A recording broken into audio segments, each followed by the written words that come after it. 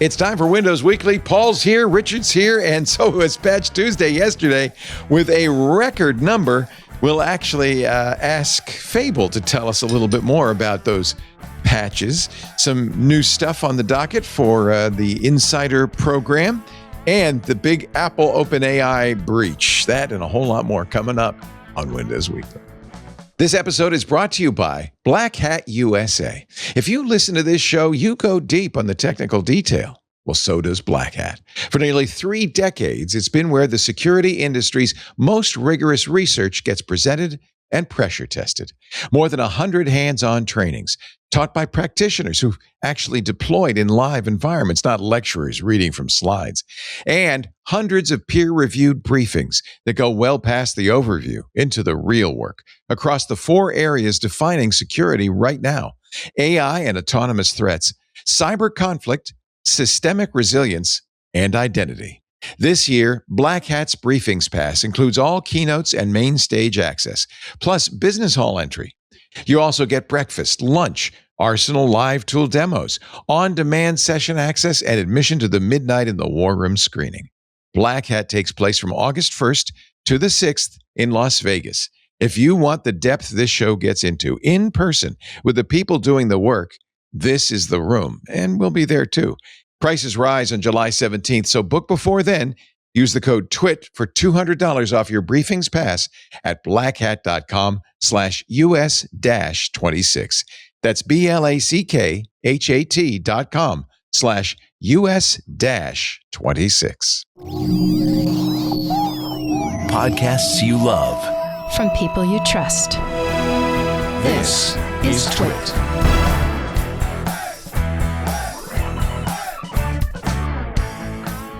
This is Windows Weekly with Paul Thurrott and Richard Campbell, episode 992, recorded Wednesday, July 15th, 2026. Gassy Jack. It's time for Windows Weekly. Hello, winners. Hello, dozers. This is the show where we talk Windows, Microsoft, and all that jazz. The day after a record-breaking Patch Tuesday, I give you the fully exhausted Paul Thurrott and Richard Campbell. It's a good thing we don't have to heft those patches manually. We can apply them automatically. Paul at Thurrott.com. Richard Campbell at runasradio. You know what? It's on the mug. Radio. There it is right there. All those things. It's on all the mug. Good to see you both, gentlemen. Richard is at home in beautiful Madura Park, British Columbia, where nothing really happens. It's the loons. And Paul is in Macungie, Pennsylvania. Where everything happens. Where it's all happening. Something tells me it's all happening in Macungie. Macungie, city of the future. So we spent a chunk of the afternoon watching the Eagles fish yesterday. So yeah, exactly, as one does. And we spent a bunch of the afternoon watching Eagles in preseason football play. So it's the same. Oh, yeah, there's Eagles everywhere. So let's talk about this massive Patch Tuesday. It came out during Security Now, and I think I bowled Steve over with the numbers. Wow. It's crazy. Yeah. Right. So, well, I mean, yeah. He thinks it's because of AI, right? He thinks it is 100%. It is M-dash in action. No, Microsoft has acknowledged this. Yeah. It's weird to me when they make these announcements, about Patch Tuesday. They don't just talk about it. They should have a post with this immediately. Like, I think this is the time to talk about this because, it's a good thing. But yeah, I when we learned a few months back that Microsoft was using this M-dash, it's really, I guess, a harness of AI models, but whatever it is, to find bugs in their software. We knew that the number of bugs fixed in each Patch Tuesday over the next forever months, I don't know, we'll see, would go up dramatically. And they have, right? But, like so much in life, I wrote on a different topic, I was mentioning how knowing something and then experiencing it are often two different things. Like you can prepare yourself for having a baby for 9 months and read books and watch videos and do whatever you do. And then you have the baby, it's in your hands, you get to walk out of the hospital with it. And it's doesn't matter.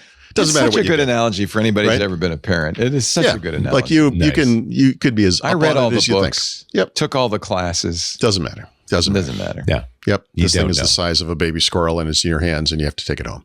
And you're not going to be prepared for that, right? So knowing that we were going to see, major increases in the number of bugs fixed is one thing, but then actually seeing it happening is like, yikes. Yeah. So the I can't remember the number last month, but probably 100 and something, somewhere in the 100. I thought it was 300, but yeah. Oh, was okay. Well, someone's saying it's a 3x increase over last month, this month. So I don't remember, but 200. Depending on who you talk to, because I've seen different numbers, they either fixed 570 security flaws or 622. That was the Register and others said that one. And there's also Google fixed so many. I was going to say, this does not include 468 Chromium flaws, which apply to Edge. Right.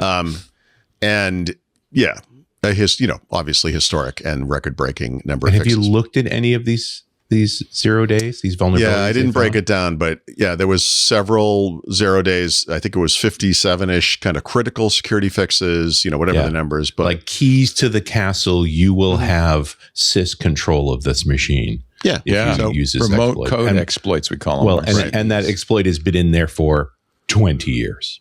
I suppose from Microsoft's perspective, who knows? Maybe they'll start doing this a little more explicitly, but maybe they want to wait a week to give it time. They just want to get the patch out, have it be applied everywhere, and then start talking about it. Maybe I'm just trying to give them the benefit of the doubt, but I would promote this. I would really talk about this.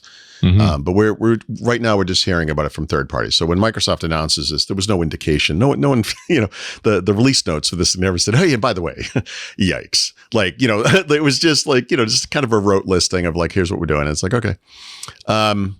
So yeah, that's that's good, right? Like I said, I think this is good. But as And far only as from the Actually, perspective that the bad guys would have these same tools and they would find these Right. exploits and utilize them. So while the good guys have an edge, let's close those doors. I think it's a good thing to emphasize, because sometimes I think Microsoft doesn't want to talk about it, saying, well, a patch means there was a flaw. But all software has patches, flaws, and this is good. The more you fix, the better. In fact, Steve software is said made of patches. it's a patchwork quilt. It's a Jimmy Stewart 254 line, right? elevation of privilege. This is from Bleeping Computer. 254 elevation of privilege vulnerabilities, 17 security feature bypass, 145 remote code execution, 102 information disclosure, 35 denial of service, and 16 spoofing vulnerabilities. But the key ones were that 59 were critical, 48 remote code execution, 9 elevated privilege, 1 security bypass, and 1 spoofing. Critical means, well, they're bad. They're serious. They're Critical is, not all of them are critical. yeah. That's Guess what? We're rebooting your computer. It doesn't matter what the schedule is. right. And 3 were 0 days, and that means that they are being actively They're actively being exploited. That's right. That's if this was 20 to 25 years ago, there would be an Apple keynote where they would make fun of Microsoft for this. But you know what? I'm guessing these days people are going to shut the heck They're up. in the 'cause same they're- boat. Yeah. Exactly. That's what I mean. Like anyone Let us who not makes a throw platform. rocks. Nope. No one's going to make fun of anyone for this. CISA is putting Here's out the question. Is this number going to keep going up month over month? When does it go back down? Okay, so I was going to bring this up because this is what Steve was talking about yesterday, which I thought was interesting. He said, and he thinks it'll happen within a year. There's going to be a soar, Like and a then there's going to plateau, and then a dip. And he says within a year, you'll have very few vulnerabilities to fix. That would be really good news. I like the positivity of that. I hope he's right. I mean, it's like anything else. Like we talk about, Xbox sales falling. Like when does that plateau? Or PC sales going up or down? When does that plateau? Like what's the natural end game for this thing? I don't know. There's one train of thought where you could make the argument that because AI is always escalating and they'll always be looking for new ways to find things, that there is some form of plateau that's much higher than the average was before, but maybe lower than these first several months, because obviously this is going to be the big time to find things. I don't know. Yeah, I wonder if this is the peak. Every month we're going to wonder this, right? But I bet, you know what? I bet not, honestly. It's like that time I ate an edible. That one time. That one time. Yep. By mistake. Am I going to be? So I don't use, and I haven't used in years. No one is judging you either way. When it was made legal in California, Lisa and I we thought, oh, this will be interesting. We'll go to a store, and we bought a chocolate bar, and I ate just the smallest square. Just a single square. Because I hadn't, and I kept saying to Lisa, I'm peeking, right? She said, nope. Now? Nope. Now? Nope. It's kind of like that. But here's the reason Steve, he believes that there's a finite number of flaws that will eventually be fixed. That I disagree with. I think there is an infinite number of flaws in software. Nice. And I mean, well, look, that part of this though is we don't know what they're looking at. Do you think they're literally throwing this at the 100% of the code base at one time and, running? I mean, that's a good question. When Firefox started doing this, they went through, I don't remember, but I think they did something related to the JavaScript engine or whatever. And they found some, big chunk of bugs there. And then they kind of moved on from there. I mean, what we might be seeing is a semi-methodical pass through, and then they'll keep doing it. But, what would be the areas where, most or the most dangerous vulnerabilities could exist? And then, I don't know. I mean, like I said, they're not really talking about that or about this too much at all. In a second, we'll talk about what they have said. But I would like to see this get to the point where each month, when they fix these bugs, whatever the numbers are, they kind of just talk through it, I think that would really add to their credibility. I can see when that, I can sort of anticipate when that would happen. Yeah. Sooner or later, we're going to find a fix that's a breaking fix. It's that people's behavior explanation will be, okay. Yeah. And then you better have a conversation when that comes along. Yeah. In other words, we're doing the firewall thing again. So this is going to break some stuff. That's when you're going to need to talk. And I wonder if they know that. And so they're literally keeping their powder dry. I don't want to flood the zone. I don't want to, I don't want people to get complacent here. I want to wait till we really have a problem because we know there's one out there and we need people to help out. The timing on this is interesting because one of the things we'll talk about in a second is that they're allowing people to extend the amount of time where they don't have to install updates and reboot their PCs more than ever before in the modern era, Windows 10, Windows 11. And now we're finding more bugs than ever. And it's like, actually, you can play with the calendar all you want, but we really need to reboot that computer. Sorry. So, whatever. It's all good. Like I said, I don't know. This is not the type of thing I would bet money on because I don't think anyone really knows. But I mean, we don't have any insight into what's happening internally. So we don't know how much of the system they've already explored, and they shouldn't tell us because that's good info for the black hats. Right. That's right. That's the line. Yeah. You're walking a line here, and not you, Rich. I mean, Microsoft. Yep. So look, they're doing it. I mean, it's good. I'm with you. This actually feels like good news, and it's so strange. We're uncomfortable with it. Yeah. Yes. So what makes you uncomfortable? Is it the thought that maybe it's an infinite pool of horrible bugs? It's that moment where you realize you are walking along the edge of a cliff. You just didn't know it. Yeah. Or the ice is very thin on this part of the lake. And I've seen Damien Omen too, and I know how this ends. Right. It is scary in a way, but it would be excellent, whether it's next month or 6 months, whatever the time frame, if this thing did kind of peak and come down, and not because they're not doing it as much. I mean, if anything, they would be doing it more and with greater efficacy, but meaning we actually got on top of this. Like that itself would be an incredible accomplishment. I mean, given the size of the code bases we're talking about here, because it's not just Windows, right? It's, all the Microsoft 365 stuff, the Azure stuff, whatever, but there's a whole body of code to go through here. But we don't know how much they've touched. Right. And we don't know. But again, it's like these all look like it was just software fixes and we're good to go. None of them were, we have to redesign Intra. That there's strategies that don't work here. Somebody mentioned the Ars Technica post on Secure Boot and sort of acknowledging that Secure Boot has never really been secure. It was always circumventable. And so the question is like, do you just have to put a fully the switches in place and okay, now it's secure, or is it misdesigned?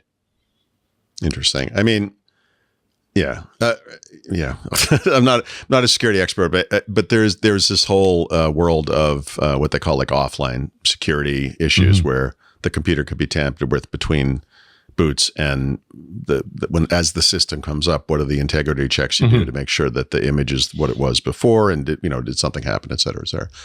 I feel like in something like that, I mean, because PC makers are so different, Lenovo in particular does a really good job with that kind of stuff, but other PC makers work on it as well, and it's in addition to whatever Microsoft does in Windows, which is always one of the weird things too. Think about how we got into the situation with things like UAC back in the day. Where it's like, hey, we just need to de-escalate here, and that might break things. So I got to put up a prompt that. At least would be an interruption of workflow, as opposed to, we need you guys to reconstitute all of these accounts or log them in and change them, or So that's an interesting example because UAC was, I guess, a Vista debut. So we first saw it in 2004, 2005, whatever year, and it blended in so well with all the other good Vista news. Yes. But like anything horrible in your life, you get used to it over time and it just becomes part of your existence. But one of the things that they've done, which they don't really talk about, is, and because it's sporadic, but every once in a while, there'll be some action or thing that you might do in Windows that previously required an elevated, privileges. You had to do a UAC prompt, whatever, which they're starting, not starting. They've been over time looking where they can to get those individual tasks out of that group when possible, right? That, like extend the amount of capabilities that a standard user account can do without damaging the system, et cetera. So anyway, through some combination of factors, UAC is not as annoying as it was. But that's why they have the new Windows Hello, which is even more annoying. So they figured out a way to make that really terrible. But yeah, anyway, security is not an endpoint, pardon the term, but it's a journey, ongoing process. And you're right, there will always be more because there's always going to be new code introduced. But presumably they will run it through the evaluator before they ship it and get those patches done before we ever see it. I mean, we'll see. We don't know how this ebbs and flows. Microsoft always talks about some kind of security first, development strategy. And okay. But the Secure Future Initiative, perhaps? Being the latest example, yeah. Yeah.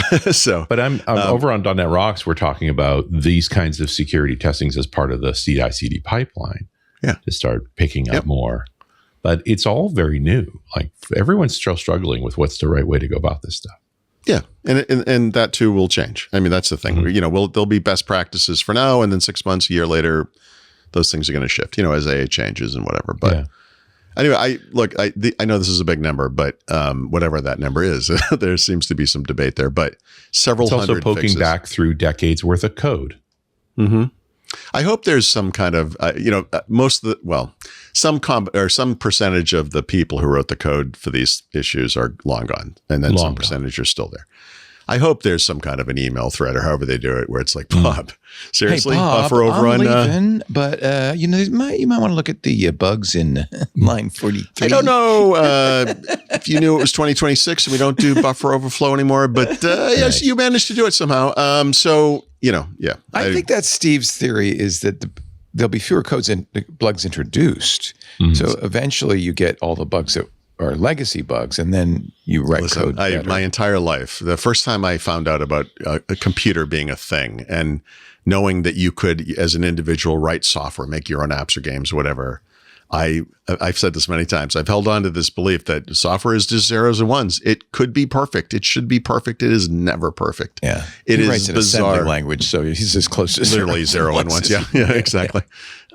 It's incredible. So for all the we're going to be debating AI for the rest of our lives probably at this rate. But there's the good and the bad, and this to me is still this. I don't mean to say it makes it all worthwhile because that's a tough one, but this is to me the greatest use case for this. And it's the thing, we see this with the platform makers. Apple's doing this, Microsoft's doing this in Windows, like taking a step back from just the relentless forward push for new improvements and evolution and whatever, and just like fixing things, like actually making it work correctly is awesome. It's just awesome. So Yes, good, bad, indifferent, whatever. But this stuff to me is just excellent. So anyway, okay. So there is this. This is been an interesting year because, what are we in the 7th month? I would say 4 of those months, the Patch Tuesdays have been light on new features. The 3 that have been big have been changes related to this pain points thing that Devon Pavolori talked about way back in, I don't know, February or whatever. And we've seen over time improvements to some of the Windows Update stuff that just recently, this is coming up later, but Windows Search is coming, Start, Taskbar, Widgets, there's all these things. But one of the big questions is, okay, we're super excited you're doing this work. When are we actually going to see some of this stuff, right? This goes back to the thing I wanted to do last year where I wanted to do like a new feature tracker for Windows 11, which I found to be impossible. And I have to say the way they've changed the Insider program makes it even more difficult. I want to tie this into the book so that as things change on whatever monthly basis that like I can update the book to reflect those changes. So that's never going to work, but that's my idea. This month is one of the more interesting ones because I would say I guess I'll call it 3 major features that are important. So we talked about probably all of these because they've gone through the Insider program, but now they're in stable. So hold just a second before you. That's a good tease. Let me do an ad and then, because I'm looking ahead. Fine, run the business. I don't care. The show is going to be a little heavy at the end. A little heavy at the end. Gee, that's like some foreshadowing right there. And yeah, I'm doing 25,000 an hour and 15 minutes of actual content. I want to get the ad in now before it gets a little leaden. We have a great whiskey bit coming up, and I'd hate to interrupt the whiskey bit. So let's talk about sleeping right now. What do you say? I've been looking at my sleep scores lately. I've been paying attention, and they're going up and up. And I think I could blame our sponsor. It's all your fault, Helix Sleep. Love you guys. A great day like today starts with a great night's rest, right? So why are you putting up with that cruddy old mattress of yours? You're supposed to replace your mattress every 6 to 10 years. We finally did last year, and we did a lot of research. We came up with the best, and we are so glad we did the Helix Sleep. If you're tired of waking up with back pain because your bed's like a U, or struggling with motion transfer, the dog jumps on the bed and you think there's an earthquake, it's time to upgrade to a Helix mattress. This is one I recommend. Unlike mass-produced alternatives, every Helix mattress is hand-assembled expertly in Arizona and then shipped from Arizona to your door within days of your order. They make it to order. I think that makes a huge difference. Get ready to transform your sleep. Take one of the things we did right away was we took the Helix Sleep Quiz, which helps you find your perfect mattress based on your preferences, firm, soft, that kind of thing, or how you sleep on your stomach, on your back. We took the quiz and we found the perfect match. You will too, based on your unique needs, and it really works. But you don't have to just take my word for it. See, Helix did a Wesper sleep study. They measured participants' sleep performance after switching, as we did, from their old mattress to a Helix mattress. And here's what they found. And by the way, this does, in fact, exactly match my experience. 82% of participants saw an increase in their deep sleep cycle. This is the most important one. This is the one where the cerebral spinal fluid comes and cleans out all that gunk that's in your brain. You need this. This is vital. And it's only maybe an hour a night. But boy, that hour makes a big difference. Participants on average achieved 25 more minutes of deep sleep every single night. And I am up now to the highest level of deep sleep I've ever had. It's amazing. Participants also on average achieve 39 more minutes of overall sleep per night. That means you wake up feeling ready to go. You feel great. Time and time again, Helix Sleep has been named the most awarded mattress brand. It was tested and reviewed by all the biggies, and they all love it. Companies like Wired and Forbes. Helix, as I said, delivers the mattress right to your door. It's free shipping, by the way, in the U.S., and you can rest easy with seamless returns and exchanges. They call it their Happy with Helix guarantee. It provides a risk-free customer-first experience, ensuring you're completely satisfied with your new mattress. Go to helixsleep.com/windows for 27% off site-wide during their 4th of July sale. Extended the best of web offer. helixsleep.com/windows, 27% off site-wide exclusively for listeners of Windows Weekly. In fact, make sure you enter our show name after checkout so they know we sent you. Now, the offer has been extended to August 2nd. So don't delay. If you're listening after the sale ends, you should still check them out. I would suggest getting there now. helixsleep.com/windows. We thank them so much for supporting Windows Weekly. And I personally thank them for a great night's sleep.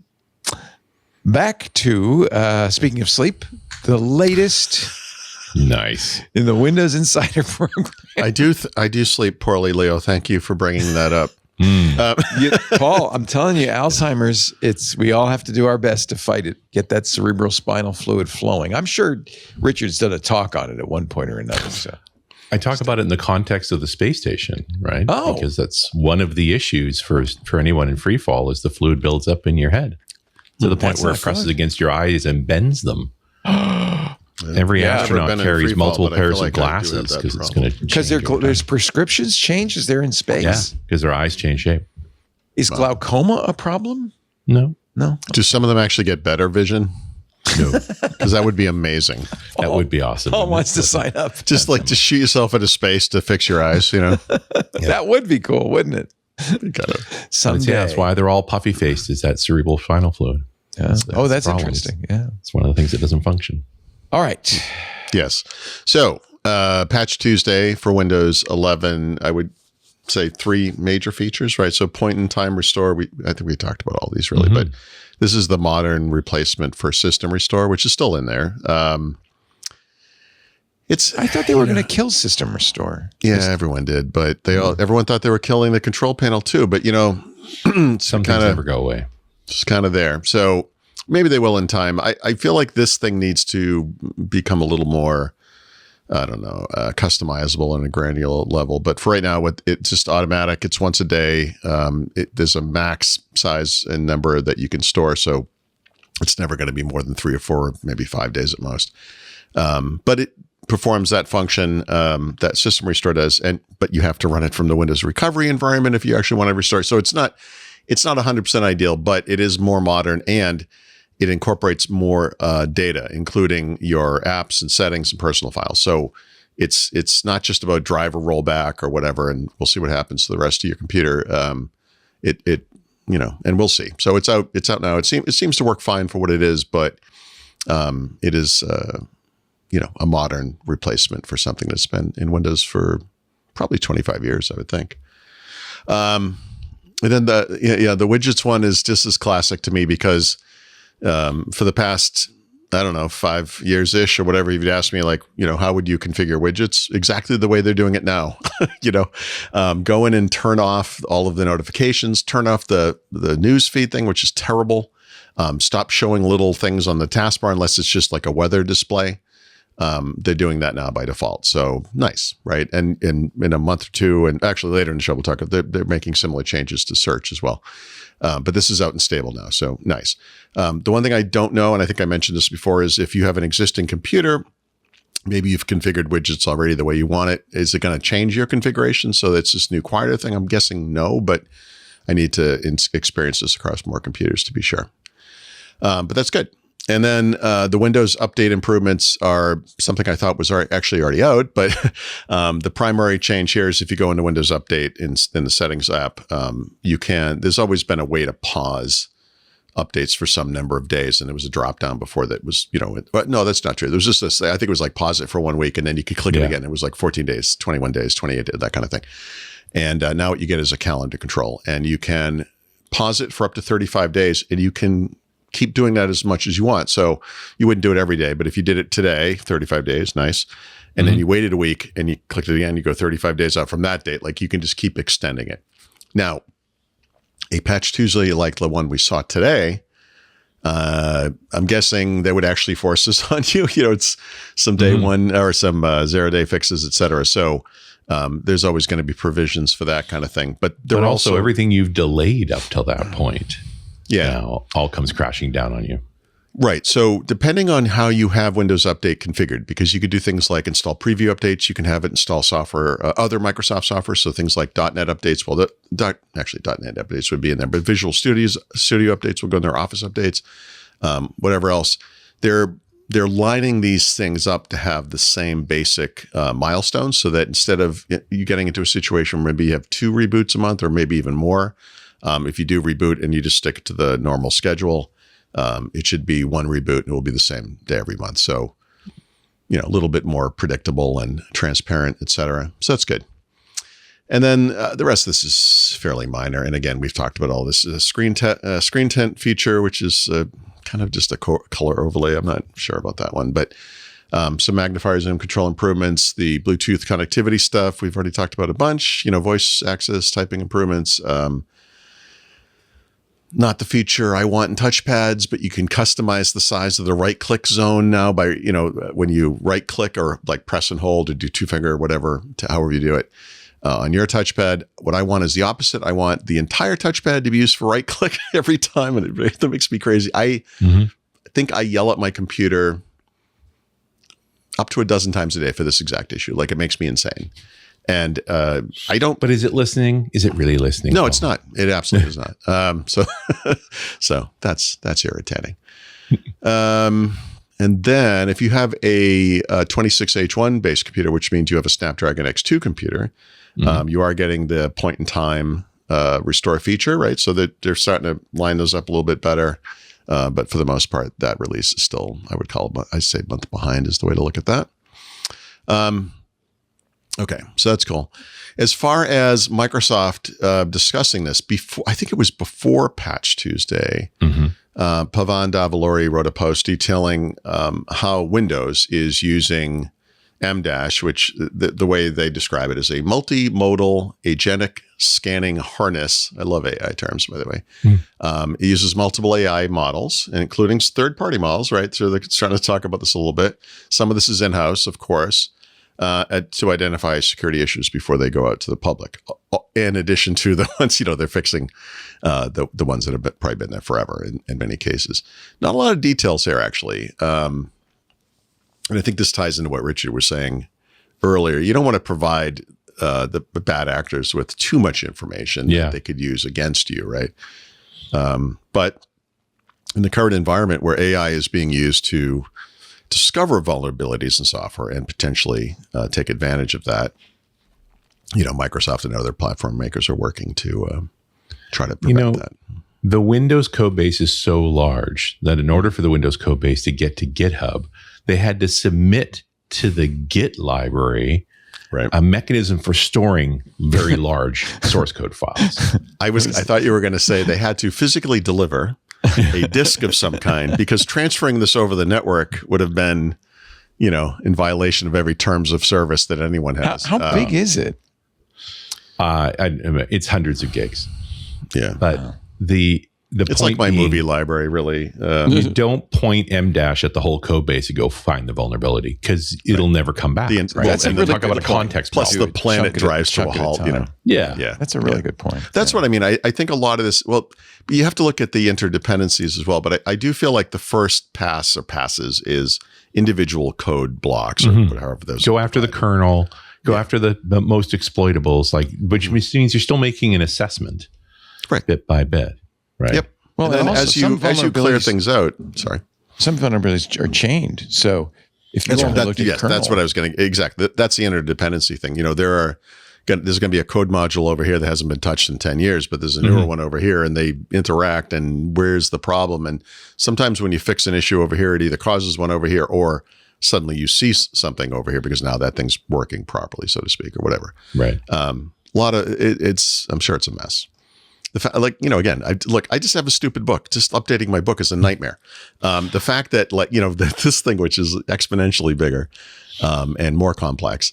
Well, and we're back to the original story here of the 600 fixes over what surface area of Windows?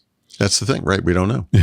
Well, can you tell if you look at them? I mean, maybe it's not You know what? I'm going to ask my AI. Actually, I think you might be able to get some detail out of it that way. Yeah. Mm-hmm. Hey, AI, what region of Windows are they working What on? region of Windows? Yeah. Yes. The nether region, Leo. Only Microsoft would know, though, because they're the ones who kind of know what the chunks are. I mean, we can surmise, but they know where the libraries live. They know where the bodies are buried. Yes. Yeah. But you can also imagine just to make a force pass through the entire code base is probably going to be many different iterations, many different times. Yeah. I mean, even yesterday I asked ChatGPT to look at my health records, and it said, I can't do that. There's too many.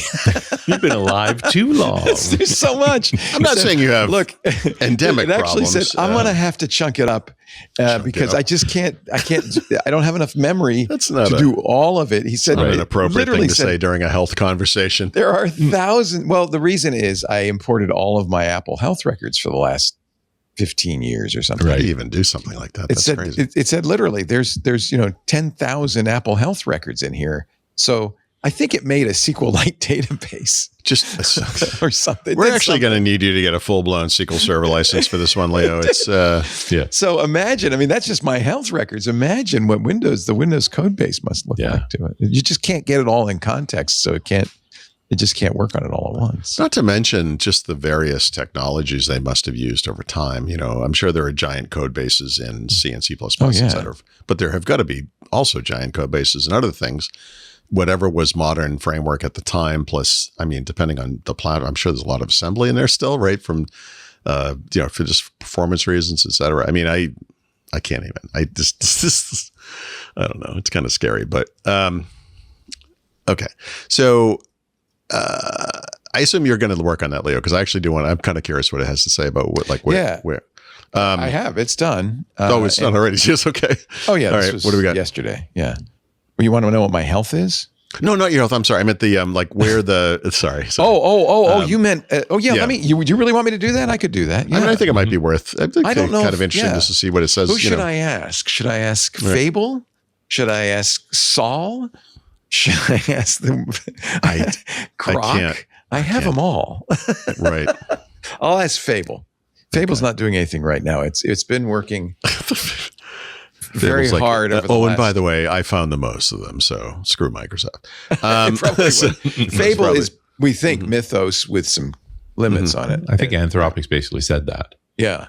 Yeah. So it would be the one. All right. I'm just if you don't mind. I mean, it's not, now that you said that, it's in my head. I'm kind of curious. That's a good use of AI, I think. Yeah. That's exactly. Analyze this because it seems like a good, maybe, I don't know. I'm curious. I'm just curious what it says. So again, this came up earlier, but when you think back to the pain points memo or whatever that was, the blog post from Pavan Davuluri, it didn't touch on all the big enshirtification stuff in Windows, but major improvements across some of the major surfaces, as Microsoft would call them, that users interact with every day, right? So Start, Taskbar, Widgets, Search, like Windows Search. I just mentioned that the way they are now configuring widgets is the way that I've recommended it. What they're about to do for Windows Search is likewise similar to the way, the recommendations I made and the things I do on my own computers, right? Because Windows Search, which is the thing, there's a million ways to get to this. It's access points are legion. You bring up Start, you just start typing. That's Windows Search, right? If you have the search box on your taskbar, you can type in a little box, and that's Windows Search, right? You can just Windows key plus S, bring up Windows Search. You can just bring it up directly, right?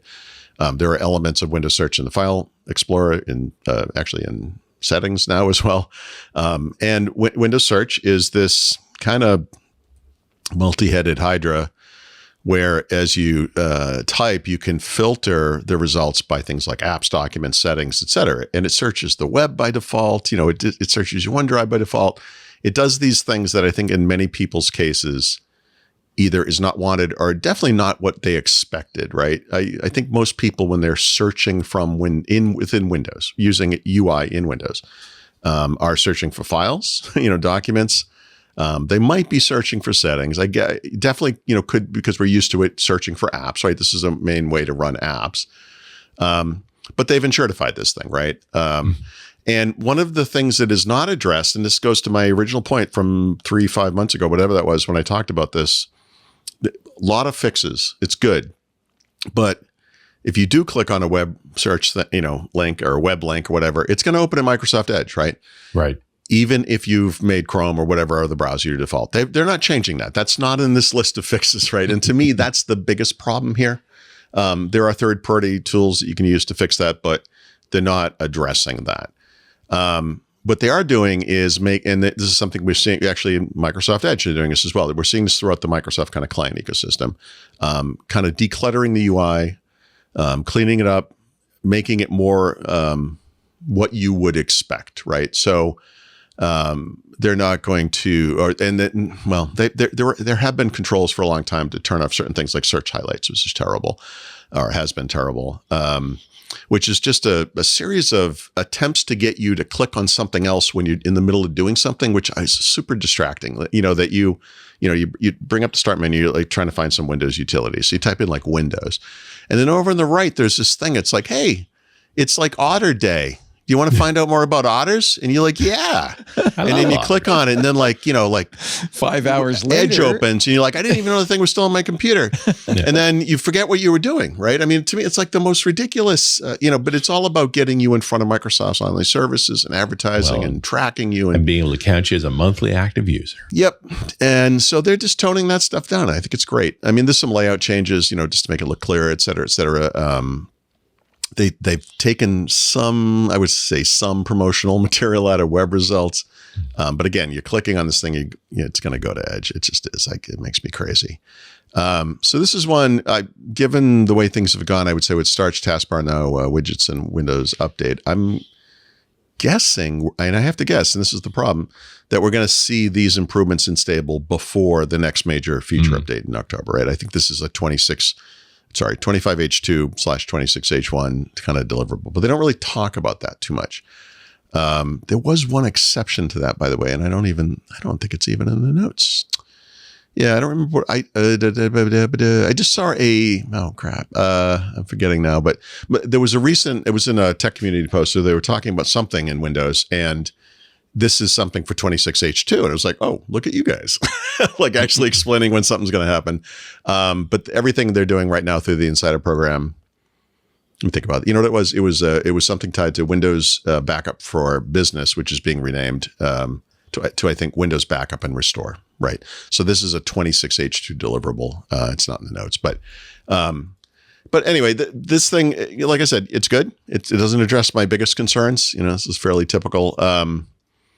They've done other things, and some of this has already occurred in Windows, where they're improving the I would call it reliability and performance of search just throughout the system. Meaning that if you go to the Find box in File Explorer or use Windows Search directly, whatever it is, and you start typing, it actually finds things that you're looking for quicker or at all, by the way, which is actually a huge problem in File Explorer.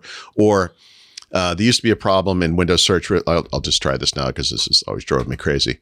You start typing, and if you left off the first letter by mistake or it just didn't catch it, it would never find that thing. So if you typed like Oatpad without the N, 2 months ago, 8 months ago, 2 years ago, you'd be like, yeah, done. That doesn't exist. Yeah, if you left off the first letter, you got nothing. You get nothing. So by the way, that works now. So you can type Oatpad. I'm not saying you should, but I mean, that would work. Like that's actually wow. I have typos all the time that it sees through, and that is a relief. That's how it should. I mean, that's how technology should work, right? It should. Heck, I just typed pad and it worked. There is the other side to that, though. Steve was talking about this yesterday on Security Now, that if an AI is building something for you and it doesn't know the name of a library, it can hallucinate a name. And hackers have figured out that it tends to hallucinate along certain lines. So they've created malicious GitHub repos with those names. Wow. Right. So there may be, for instance, an Oatpad GitHub repo. So this is the AI version of like a malicious URL that's sort of like Microsoft. Exactly. Like Microsoft.com, both of the one or something. Exactly. Yeah. Same idea. Interesting. So you don't want it to make up stuff. But at the same time, you do want it to kind of understand what you meant, not what you said. The big one for me, like this is like, because I look at this all the time because I have to write about it, right? So a year ago, I'll call it, maybe 2 years ago, but certainly somewhere in that time frame. If you, like a brand new Windows install, if you like type CAL, the first result would be camera. and not calculator, which is CAL. And you're like, what? So if you hit enter, like, because you would just knee jerk hit enter, you're like CAL enter, and then it runs camera, and you're like, why am I looking at myself? Now you have trained this thing that this is the thing you're looking for when you type CAL. So you actually you have to subvert it after that, by correctly choosing the right app, and then it will kind of learn again. That doesn't happen anymore. Yeah, it will. So I mean, that's how stupid Windows Search was. Windows Search was actually really bad. So between the backend stuff, which I think mostly has already occurred, and then the changes they're making to the UI here, we're not getting 100% there. It's still Edge and all that stuff, but there's some big improvements. So if you're in the Insider program, this is in the way they describe this makes it impossible to know for sure, but it's in the experimental channel. Okay. I think there are 11 experimental channels. I have trouble counting, but I don't actually know, I'm so excited to see the plethora of Insider stuff happen again, because I thought we consolidated for a minute there, and I was shocked. And you're like, oh, look at these guys. You're like, no, that doesn't.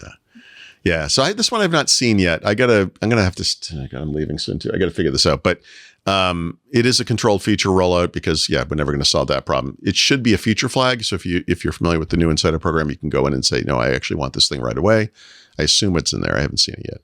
Mm-hmm. So we'll see what happens, but that's good. It's good. So I'm trying to think if there's anything major they actually said that they haven't at least started testing in the Insider program. And I could be wrong, but I think this is the last big one. Wow. And then we'll see what they have, planned for 26H2, I guess, after this. But it's I believe the big one. What did he say? It is July. Right? It's the big one, Elizabeth. It's the big one, Elizabeth. Yep. Yeah. And we're talking. Might have been the greatest show ever made. So, dun, dun, dun, thank you for putting that in my head. Nice.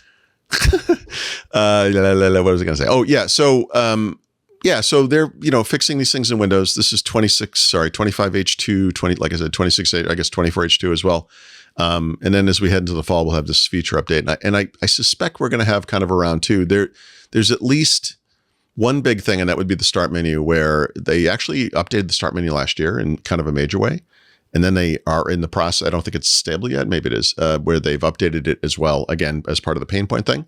But then there's a bigger one coming in 26H2, and that's going to be the full update, so to speak. So this is a pretty primary UI to be screwing around with so much, but they're actually doing it. And part of that's, I know, it's kind of exciting in some ways. So I don't know, good for them, I guess. Okay. All right. What else do we got? Oh, and then in hardware news, let's see. In the show notes, link to something hilariously wrong. Yep. Sorry. There have been an AI do that? No, that's Paul not control V-ing correctly. I want a Paul AI. No, you don't. He's the one that never stops hallucinating. Nice. So back in, I don't know, 2 months ago, probably May, Microsoft announced the latest Surface for Business PCs, right, with Intel processors, the Core Ultra 3, right, which is a good set of processors, honestly, Panther Lake, right? So if I'm remembering this correctly, it was I don't remember if there were two sizes each, but there were at least one Surface Pro, probably the 13 point whatever inch, and then two Surface laptops, because they have 13.8 or 13.58, whatever that is, in 15 inch, right? But running on Intel. And then a month later, they announced new versions of the Surface PCs for consumers with Snapdragon X2, right, which is the Qualcomm processor. So you get a choice of Plus or Elite processor tiers, different things, whatever. Prices obviously went up pretty dramatically. And I think in that case, we actually had two models of each. So there's two versions of Surface Pro, if I'm not mistaken. I could be. And then there are two versions of Surface Laptop, different sizes, right? One of the things they said at the announcement for those is that at some point in the year, they were going to introduce cheaper 8 gig configurations because of the component crisis. And I didn't expect to see that happen until kind of the end of the year, frankly, second half of the year sometime. But actually not that long after they did release, they didn't say anything about it, but they just added 8 gig configurations for the consumer products. So yesterday, I think it was, or 2 days ago maybe, they announced more Surface for Business PCs, but with Snapdragon X2. So there are 13.8 and 15-inch configurations for Surface Laptop, 13-inch only for Surface Pro, different generation numbers, et cetera. But basically, they're expensive, I think is the way to say it. I mean, on both sides, the cheapest configuration is $1,650. Like, yikes. There are no 8 gig configurations, although you never know, that could happen. They didn't say that this time, at least. You could spend as much as, what's the most expensive one? Yeah, 12-core Snapdragon X2 Elite with 64 gigs of RAM and a terabyte of storage on Surface Pro, $3,700. There you go. And I'm pretty sure that doesn't include the keyboard. Like, it's like because there is that 128 gig version floating around there somewhere, but not that anybody actually has one, right? The black laptop. Right. I've never. Yeah. This is kind of squirrely because like the Surface Laptop 15 for Business, the new version on X2 with an Elite processor, the highest end configuration, unless I'm missing something, I believe looking at it, was 32 gigs of RAM and 1 terabyte of SSD for $3,000. So, I looked at it on the Canadian site and they had a 64 gig, 2 terabyte version. I think it was $6,000 Canadian. I could have missed it. Yeah, jeez. Yeah, they're expensive. And look, I mean, this is the component crisis. I wrote, I think this morning I published something I had been writing called, this is the absolutely worst time in history to buy anything. If you need it, you need it. I wish it was an exaggeration. I really do. I didn't want to write that, but you can just look at, like I looked at Pixel because there's been a lot of leaks. So we can look at like what the Pixel prices were a year ago, what they are today, like how they've changed. So they're more expensive in many cases, especially the base configs are coming with less RAM, which is really weird. I know what it was. The silver one was only 32. The black one was available in 64. And I'm like, what's that about? So that's 2 years ago when I bought my 7th gen Surface laptop, which is the first, a Snapdragon X processors. That's why I have a black one, because it was the only way in my case. It was 32 gigs of RAM and a terabyte of storage, but I could not get that in the platinum, whatever that color is, which is what I wanted, right? Because I knew that if I got this dark black laptop, which is anodized aluminum, I would just scratch the edges and the silver would shine through. And that's exactly what happened. You want one that's like this. Let's make it as close as possible to the actual color. So if I scratch it or whatever, rub it with my wrist, a bunch, it will just, won't look terrible. Right. But this is, Microsoft is, they're not a big PC maker. They don't have this infinite, every color you want and every configuration you want is not a thing. So that might be, why I didn't see the. Yeah, and it's funny how you have to keep twiddling with the configuration. I got to pick the color before the color changes your choice. Exactly, which is So I think I must have left it on the base color, whatever the platinum color. Anyway, terrible time to buy a laptop, but if you can avoid buying a machine right now, you should. You are in good shape. If you can say no and just live with what you got, this is a good time for that. I mean, look, you need it or you don't. If you do need it, I mean, you can justify any of these purchases if you had to. And now you're going to use this thing for several years. Maybe even a $3,000 Surface something makes sense. I don't know, but the green only comes in 16. You have to select black to get the fun 32. colors.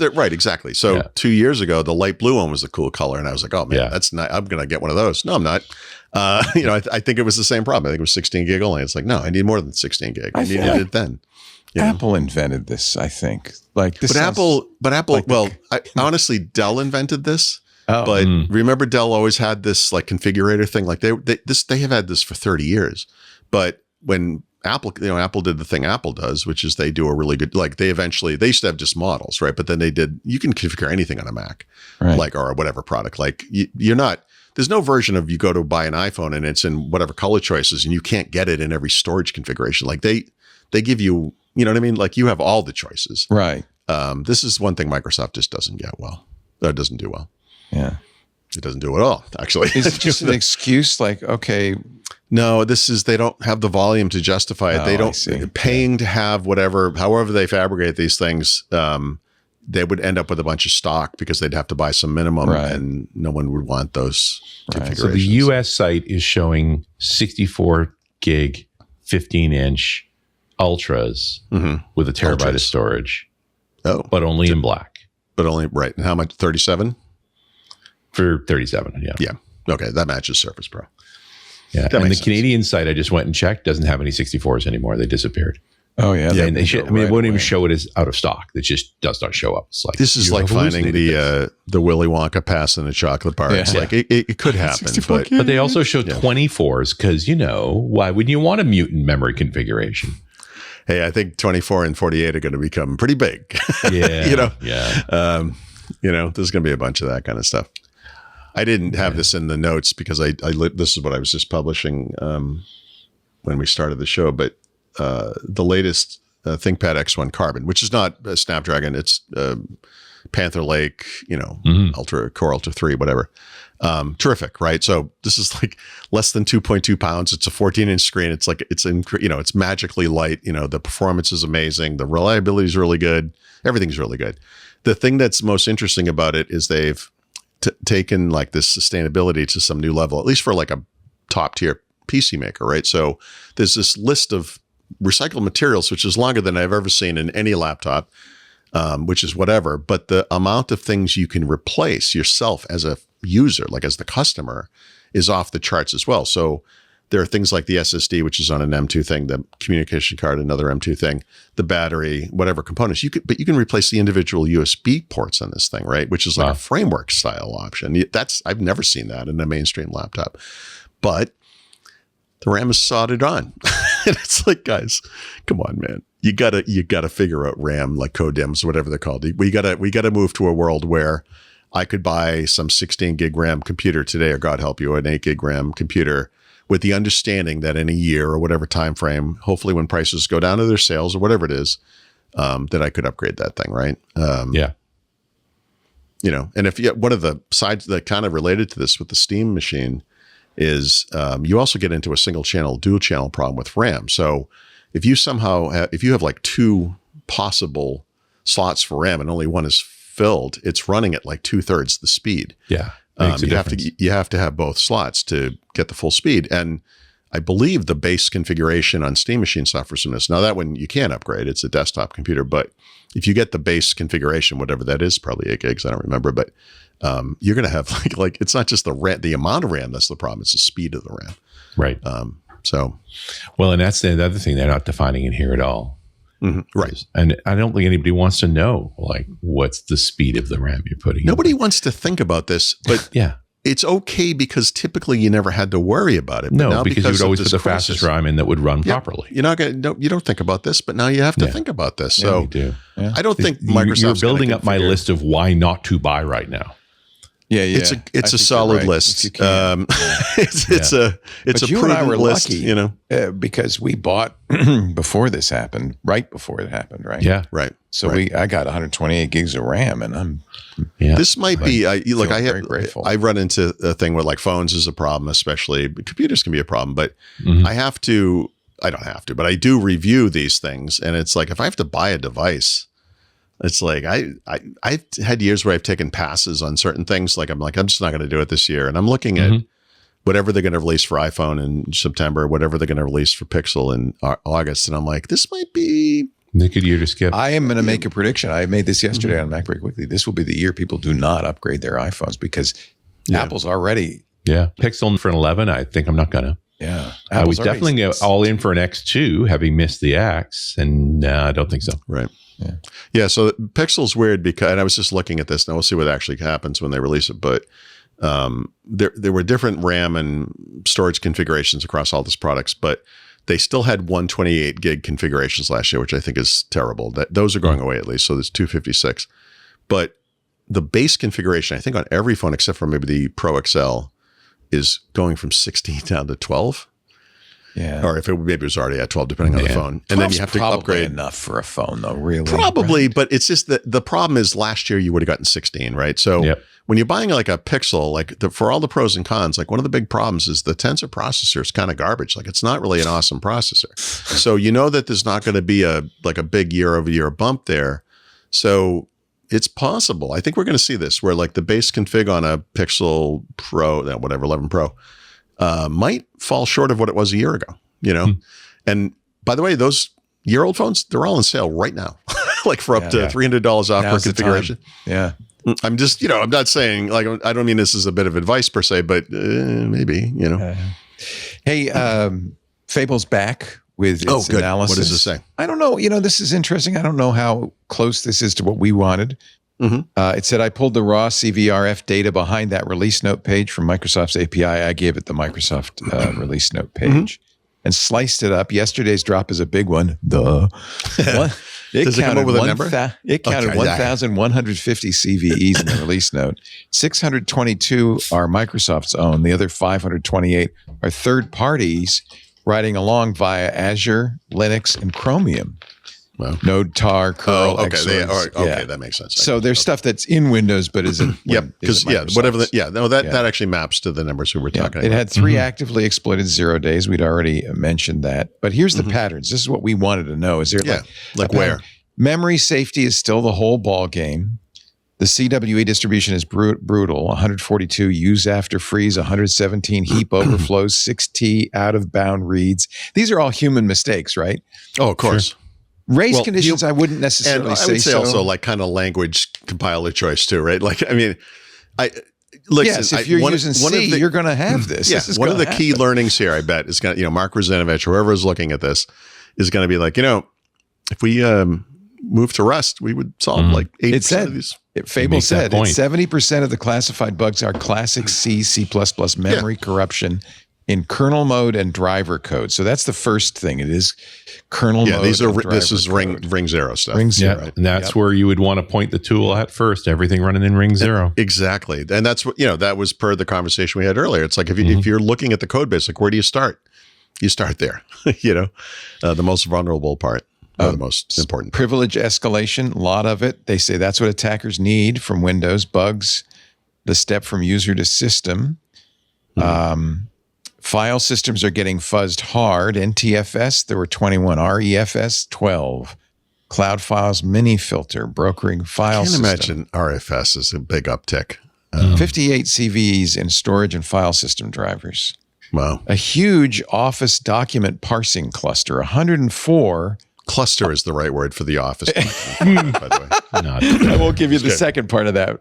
104 CVEs in Office, Excel, Word, PowerPoint, SharePoint, Exchange. So actually, so it pulled out Office stuff too. Yeah. Excel alone has 34. Yep. Server-side network services took a beating. This sounds like a sports night. Server-side network services took a beating. Multiple critical RCEs and DHCP server, 4 exclamation mark. I love it. Fable has some personality. Sure. Yeah. DNS, TCP/IP, SSTP, RMcast, multicast. Gross. Yep. Wormable class bugs and unauthenticated network listeners.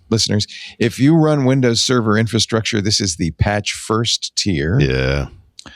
The AI attack surface is now a regular category. So Copilot, Azure OpenAI, GitHub Copilot VS Code, mostly cloud side and auto remediated. That's nice. The one-line story, Microsoft is patching the same 2 structural problems it always patches: memory unsafe code and the user-to-system escalation path. Just a lot more of it. Yep. While the in-the-wild action has moved upstack to identity infrastructure, SharePoint, ADFS, Entra, and AdCS. I bet the AI part, which you refer cloud-based, so it's instantly remediated, meaning they fix it once in the cloud, everyone doesn't have to install that patch, right? Yep. It's set for a show summary because it knows we're doing Windows Weekly somehow. Patch SharePoint and ADFS today. Yep. DHCP DNS servers this week, and everything else on the normal cadence. Here's a script you can use to just like uninstall all of the useless crap on your Windows 11 computer. I just want to point out, when I read this, the notion that this is spicy autocorrect goes right out the window. I mean, this feels insightful. Am I wrong? Leo, EAA doesn't create anything. I don't know how we have to keep telling you this. I think that's incredible. This is good information. It's good that it's doing this. I like great that summary. Decision makers at Microsoft, like people, and whoever's in charge of this stuff, this is good for them to help them kind of focus on the most important, trends that you're seeing. We're starting to see, because we're looking at like a month of data here, essentially, or whatever, one thing. But they probably have several months. Well, they have forever, really. But they can kind of compare this month over month, and they're going to see trends like that. And The memory safe stuff being number one does not surprise me in the Not slightest. at all. That's exactly what you expect, right? It goes back to that exact like conversation around Rust, and it's like, oh, they're never going to like, redo the Windows kernel in Rust. And it's like, I bet they're doing it right now. I bet they're doing it. Well, especially since that's the thing an AI is very good at, is translating from one language to another. Right? Yeah. And when you say patch, like, did you just mean replace that code base with one that isn't got the flaw in it that happens to be in a different language? Maybe rewrite. Yeah. What? That's what I'm in the process of doing. We have an old ad sales system we've been using, limping along for 14 years, mostly MySQL and mostly MySQL queries. And I'm rewriting it in Go. And the nice thing is it gets all the business logic from the MySQL database schema, from the queries, and it's easy for it to translate that into Go. And Go is a language. Go came out at Google, right? Is this somehow related to? This is not related to Flutter in any way. Is it the same? No, it knows I like Go. I could easily have done this in Rust or some other. Language. But what was the impetus for Go? Why did they write Go? It was a cloud-first language. Yeah. It's also a concurrency is very good. It's multi-threaded. So it's all about scalability, immutability, like just that mindset of you're living in the cloud. There's going to be lots of everything. What do we do? Yeah. And it's super fast. And one of the things I wanted was, Lisa was complaining was how slow it was because the database is big if you include every ad we've sold over the last 20 years. So she wanted speed. So Go is a good choice for that. Plus it's going to run in the cloud. It's going to run on Azure. In fact, it is right now. We put it up on Azure for testing. So took it a week. Only because I was being really super cautious. I could have probably one-shotted it, but I said, no, I want you to divide it up. The phone rings. Some guy from Azure. He's like, hey, stop it. Actually, we're running on a cheap Azure instance running on ARM. Yeah. Because it was easy for it to, now, when you say running on ARM, it's almost certainly those Microsoft, whatever is the Maya processor, whatever those are, because those are all ARM-based data center processors. And it's fairly cheap. It's a small instance. But it can write it in ARM. It doesn't care. It can compile to ARM. So, and I don't know if we're using MySQL. I think we're using PostgreSQL, but I'm not sure. So I should check. I don't care. This is the good and bad of doing this is I don't know what it's doing. Let's just doing it fast. We're doing what we call BDD, behavioral testing, right? Okay. Does it look? It's saying things like, have Lisa look at the spreadsheet. Do the numbers look right? If they do, we need a little more guidance than that. Like we went to our accountant today because we do taxes later or whatever because we're away, but Stephanie said to this guy, like, where did this number come from? This is you, right? Like you made this up or whatever? Oh, good question. He's like, yep. And she's like, I don't understand where this came from. And he's like, looking at it right now, neither do I. And I was like, all right, that's confidence inspiring. Ship it in. It's fine. Let's just send it to the IRS, see what they say. They'll just see what could possibly wrong. You're watching Windows Weekly. We're glad you're here every Wednesday with Mr. Paul Thurrott and Mr. Richard Campbell and the latest Windows news. Whiskey is coming up. I know you're all waiting for that with bated breath, but maybe we should talk about it since we've started already. AI. Yeah. I never know week to week where we're going to go with the AI amazing. thing. But this has been a fun week. So if there's anything better than two gigantic companies going at it, I have yet to know what that is. But in a kind of a replay of the we're going thermonuclear on Google thing from whenever that was 20 years ago, 50, whatever, 15 something years ago, whatever. Apple sued OpenAI. Also IO Products, the Johnny Ive company that OpenAI owns now, and two former employees, which really does little to describe how important these people were to Apple. OpenAI partnered with Apple, 2 years ago, right? And I think to this day, if you use an iPhone or an Apple device and you're using Siri, whether it's the old crappy Siri or the new one that's actually, by the way, pretty good. We'll get to this. In the settings app is configure it so that you can hand off things that Siri can't handle to OpenAI, ChatGPT, and only ChatGPT, right? Now, the number of things that Siri can't handle is approximately all of them. So if you configure that, you can opt in to not send them any of your information, or you can log into your account if you're an idiot. Although I guess you would get higher usage numbers, whatever it is. And the point of this was for an Apple side to, help, with an AI thing that was not working, and on OpenAI side to get traffic and potentially paying customers. There was a rumor, I don't want to say 2 months ago, where OpenAI was apparently unhappy with the results they were getting from Apple usage, right? And a rumor that they were going to sue Apple because of this and try to get out of this partnership. They're not going to have any problem getting out of it now because Apple sued them. OpenAI has poached over 400 former Apple employees, including some major executives, one of whom, by the way, has been at the company for over 25 years. He is as senior, or was as senior in leadership as you could pretty much be without us ever having seen him on a stage, right? This is like astonishing. And there's been like a systematic campaign on OpenAI's part to bring people in from Apple, to have them bring prototypes of Apple devices that haven't been made yet, or blueprints, or whatever they can steal out of there, and use that as during the interview process as incentive for OpenAI to hire them. Now, look, these companies are all terrible. I get it. I'm actually not 100% sure what the legality is here. Like, in other words, if the employee has an agreement with Apple that they've signed, a legal agreement that they're never going to do something like this, and they do it, yeah, that's probably illegal. But on OpenAI's side, just enticing them to do that, I don't know. I'm actually not sure. Like, is that actually a legal problem? I mean, it's the Apple guy breaking the law there. I don't know. It doesn't matter. A company creating a circumstance for someone to break a law is definitely liable as well. Yeah. I gotta ask the question, like, why are these Apple guys going for it?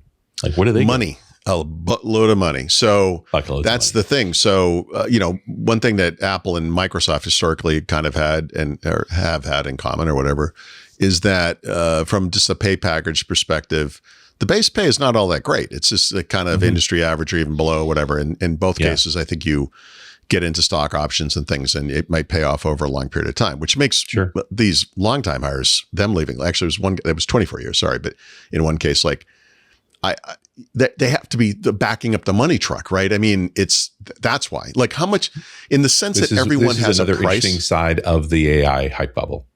Yeah, is these companies have too much money. Yep, and zero morals. So you're an Apple guy. You've been there for, it doesn't matter, 2 years, 24 years. Who cares? Whatever it is. And OpenAI is like, hey, we'd like to hire you. And you're like, yeah, I don't know. And they're like, we're going to give you a lot of money. And it's like, yeah, I don't really care. And they're like, actually, we're going to give you like millions and millions of dollars. You're like, all right, I'm listening.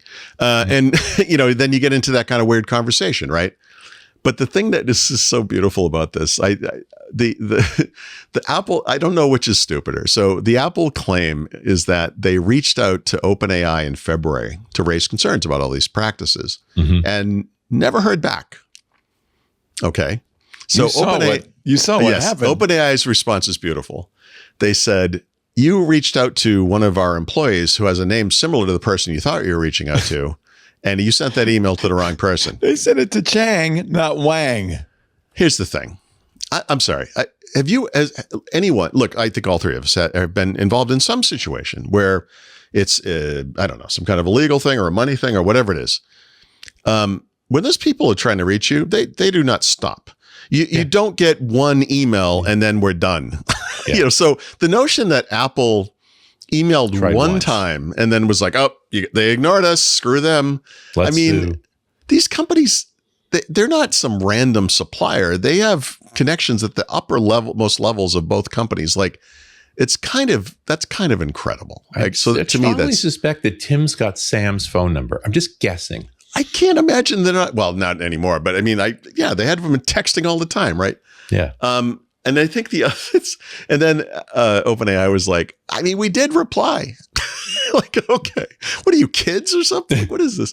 So I don't know what comes out of this. Given the secret nature of both these companies, it would behoove them to settle this. Like, nobody wants this to go. At some point, a judge is going to go, what are you people doing? Right? It's insanity. Then again, they haven't responded well to that advice before. And I'm speaking specifically of Apple. Yep. That's absolutely true. Yep. Yeah. This isn't in the notes because it's not really, on point for anything, but sometime this summer, Google in the United States is going to allow any number of third-party stores through Google Play because of that thing with Epic. And Apple is going to fight that tooth and nail until there is no Apple left. Like they if they ever are forced to do that, which they have been in certain regions or countries, like in Brazil, for example, they just do it there. You know what I mean? Like Google's just like, all right, we lost. Like Apple does not accept this. Yeah. Where is their Brad Smith? Where is that rational legal mind that goes, these are stupid fights? Right. Weirdly, the Apple attorney wasn't an in-house attorney. It was some outside guy. I'm sorry. The whole thing to me is so ludicrous. The fact that they've named like lawyers and they talk about specific communications. Like I said, there's no way that Tim Cook did not reach out to Sam Altman about this. There's no way. Like Sam Altman, like the notion was like, well, maybe he didn't know. You're like, really? Well, Really? all of this will be revealed. Yeah. I mean, the real this is all. Or it gets settled and it will never be revealed, which I think would be the better outcome here, frankly. But not for me. I would love to see this. There's lots of questions about this. We've talked a lot about it on MacBreak Weekly, but one question is, what is Apple's intent here? Is it to stop OpenAI from releasing a device? Yeah. So the thing we just mentioned is tied to this, I believe, which is because remember, they bought Johnny Ive's company. That's how they got Tang Tan. Yeah. And they spent $6.2 billion for it. So. So, look, Microsoft did this historically. Think about pen computing in the 1990s. It actually was called Go, right? Go was the name of the company back then. Yeah. Bill Gates finds out about this. Yeah. Customers are asking about it. And like, oh, no, we're doing the same thing. Yeah, we got a tablet. And just saying that is you can push it back. You just guarantee. And they did something garbagey, but whatever. Eventually, we had tablet PC, but that didn't happen until like 10 years later. So Apple's stalling tactics with antitrust regulators and governments is designed to ensure that they keep collecting these ill-gotten gains from App Store fees for as long as possible, because this is a huge revenue stream. If they can prevent a competitor from entering the market and potentially disrupting it with some kind of a new device that might be the end of the iPhone, you never know. It makes sense to do that. Microsoft did this to Netscape, right? They went to federal antitrust court over this. So this is a known good tactic. Both companies technically, I guess, have a lot of money, but Apple has real money, and they will and can fight this as long as they have to, just to put the stuff off. Now, oddly, OpenAI has also said, I believe this was, it was just reported. They have, because we need one of these, and it makes sense, but they could release their first smart device, or at least announce it by the end of the year and then release it early next year. And the goal is to prevent that from happening. Not that what they're talking about, like a smart speaker, essentially, which sounds ridiculous to me, but I don't know, whatever. But I think there's some something eventually will disrupt smartphones. It may be some implantable things. It might be some combination of smart wearables, whatever they're, rings and glasses, and we don't know. But it could come from an AI company, right? And they did buy Johnny Ive. Johnny Ive's kind of a known good quantity. So we'll see. I don't know. Look, Apple, when Steve Jobs was still around, threatened to go thermonuclear on Google. Right. Apple then, they sued Samsung and did okay there, but they never really went after Google. And then they had this incredible partnership where I believe this year, Google probably pays Apple $25 billion or more for search placement. Yeah, thermonuclear. It's going to be one of the biggest partnerships in technology, right?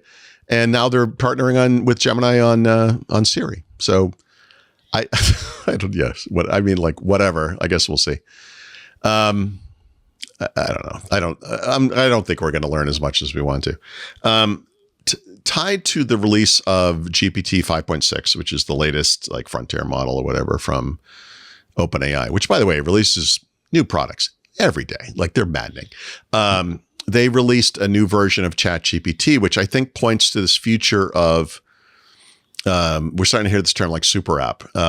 Microsoft has used this term, right? There were rumors that Microsoft was working on a super app that would combine, Copilot and the Cowork and whatever other features they have in there into one thing, which would be a Copilot, which, by the way, to give them a little bit of credit, is something that's been thrown out as a possible, like maybe this becomes the Windows user interface. Like, instead of going to Start, we go to Copilot and you type things in and it does the right thing, right? Like, that actually makes some sense. Satya Nadella 2.5 years ago. said that he saw Copilot as the new start menu, right? He might have not been speaking, vaguely. He might have been specifically like kind of previewing this idea. ChatGPT, or rather OpenAI is doing that with ChatGPT. So they have had Codex for a while. Like Anthropic, they were using their Codex in their case for productivity as well as programming. They, a week ago or whenever it was, announced something called Work, which is basically Codex, but just for productivity. So they actually have a new offering a product, whatever you want to call it.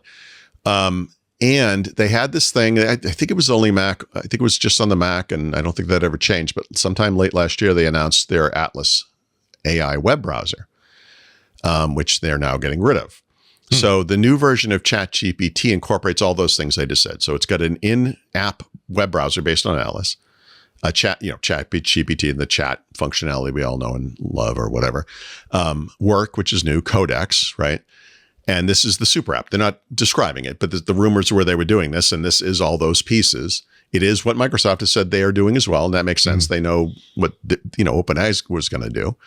And the thing that's changing is that, we think of these things, or I do anyway, is like chat box. Like you get a chat bot and there's a sidebar, and then you go over here and there are options over here that would, in their case, would be things like Work and Codex and whatever else. And Microsoft, they have projects and whatever different things that are over there, whatever the options are. But the primary interface is this chat box, right? And that's what's shifting here. Like this is becoming the UI, if you will. Like this app is not chat. Chat now is in the sidebar. It's this other stuff, and, when you think about it, like we're going to have this kind of natural language conversation with these things. These companies are starting to kind of rethink what it means and what it looks like to interact with the AI. It's like, well, how are people solving problems? How are people getting work done? How are they getting from question to answer, whatever it might be? Chatting is still part of it. This is going to be a chat box. I mean, probably forever, but, they're doing that work. And it's kind of interesting. So this is kind of a space to watch. The other one, in keeping with my, my observations so many times, is like any major AI company that announces any feature, whatever it is. So it could be Code or Codex or Work or Co-work or whatever the names of these things are in different AIs. If one of those companies announces something, within 24 hours, at least one of the other competitors will announce the same thing. And God help them. Anthropic, less than 24 hours after this announcement, was like, we have an in-app web browser too. And it's like, of course you do. Of course you do. It's so do you see these as the Stevie Batish outside app model? Yes. But the differentiator, though, and I guess it's just the thing, like you come at it from a certain point of view, so you don't really kind of see this future. When you talk about things like side-by-side apps, like the outside app, right, which is a Copilot model, right? You're like, okay, I get that. Like I'm using this computer. It could be Windows, it could be a Mac, it could be a phone, doesn't matter what it is. Yeah. Whatever I'm doing, this thing is over here on the side. Like, hey, buddy, and can help you out. Like, neat. That's the Copilot. B-side model. I think that's the original. Yeah. And then you're like, okay, but we're going to evolve the software. You're like, yep, got it. So, and the Microsoft Office apps are a classic example, like, cause you'll have a sidebar, because that makes sense. We'll add that first. We can do this. Okay, here we are in the same. You don't have to switch contacts. We have all these terms for this, but ideally this thing is evolved to the point where AI is integral to the way it works internally. Or maybe we have new apps, whatever, but the AI is inside. Like, it's not like a little side thing. It's an autopilot. The inside model. The inside model. Yeah. But when you hear about AI, I guess outside, or the third model, we're still thinking in terms of the thing we're already doing, right? So in this case, Windows. So we're like, all right, we have Windows. And I guess we could have, we have agents. We're going to have agents on the taskbar, and those agents are going to go off and run autonomous tasks and then do it simultaneously, et cetera, et cetera. But you still have the same basic usage model. Like the part of the transition there is that it's making it work within the thing and understand. So agents work like apps, and they put up banner notifications if they need you, and it makes sense within this thing that we know. But if you're Anthropic or OpenAI or any company that's not Microsoft, Google, or Apple, you don't necessarily think about it this way. You have to get your stuff where people are now. That's why we have browser extensions and apps on platforms and whatever. You have to integrate with everything that you need to integrate with. So we have those backend things like MCP, et cetera. But this to me is looking at the next thing, which is still, I guess, outside, but it's also like, Do we actually need Windows anymore? Do we need like we would joke maybe 2 weeks ago because this goes so fast, like some future day you'll have like an iPhone and it just boots into ChatGPT and that's your interface and ha. But that's really kind of what they're talking about, right? Yeah, that's what the outside model was really about is, hey, I need a proxy for the whatever work. I just declare what work I need to do. You can't just go to it immediately, right? You have to, all the work we've seen integrating with apps on Android, whatever Apple systems and Windows, integrating with backend services, which is fairly straightforward, whatever those things are, that has to happen because the world of work is occurring or whatever it is. We use apps and services and that's what it is. So it has to work. It's also how people think about the workflow too, right? Like right. When the cloud first came along, we wanted virtual machines because that was what we understood. If you brought us serverless at the beginning, which Microsoft tried to do. People didn't know what to do. Not that it was perfect. It wasn't. That's a good example, actually, because I bring this up from time to time. But when they first announced Windows Azure, it was originally called. I didn't understand what they were doing. I didn't get this. I was like, so this is Windows Server running. Pronounce it. No, right. No, I mean, I just didn't. I really struggled with it, and that's where I remember that your experience, which is usually your advantage, can work to your disadvantage, right? Because the world is changing, and you're not ready for it. You're used to this thing, so. This is baby steps for right now, but they're very clearly working toward this. I don't let's make a simple example and I'm just making this up, but you're a Microsoft 365 customer. You have access to Word, Excel, whatever else, and you can access it on your computer, your phone, whatever. One of the things you could do right now is use any of these AIs and go to it and say, look, I have this backend data source, whatever it is. I want to make a nice chart, which maybe you might have done in Excel previously. You just ask it to do it. It just does it. It's beautiful. You can talk to it and change it and whatever. Did it use Excel? I don't know. You don't know. But at some point, you're going to have this conversation with yourself, or maybe with your the money people at your company, and it's going to be like, why are we paying for Microsoft 365? I believe that this thing could just do this, and I don't need to pay for that thing. And the thing you pay for becomes the AI, not the Microsoft 365. A simple example. But you saw that what OpenAI is planning is just a speaker. Their first product is just which sounds stupid, right? Yeah, maybe not. No, I mean on first blush, you're like, oh, great, smart from China. It's just a little ball. Do not put that in front of my camera. You just didn't put a virus in my house. It connects. Comrade G likes your citizenship score. Right, doing fine. It's got a little tinny. By the way, that's the next. Interesting. You said DeepSeek, right? That's the next big disruption in the space because when this comes down to money, we're actually charging customers for usage, and China's like, hey, we got lots of power.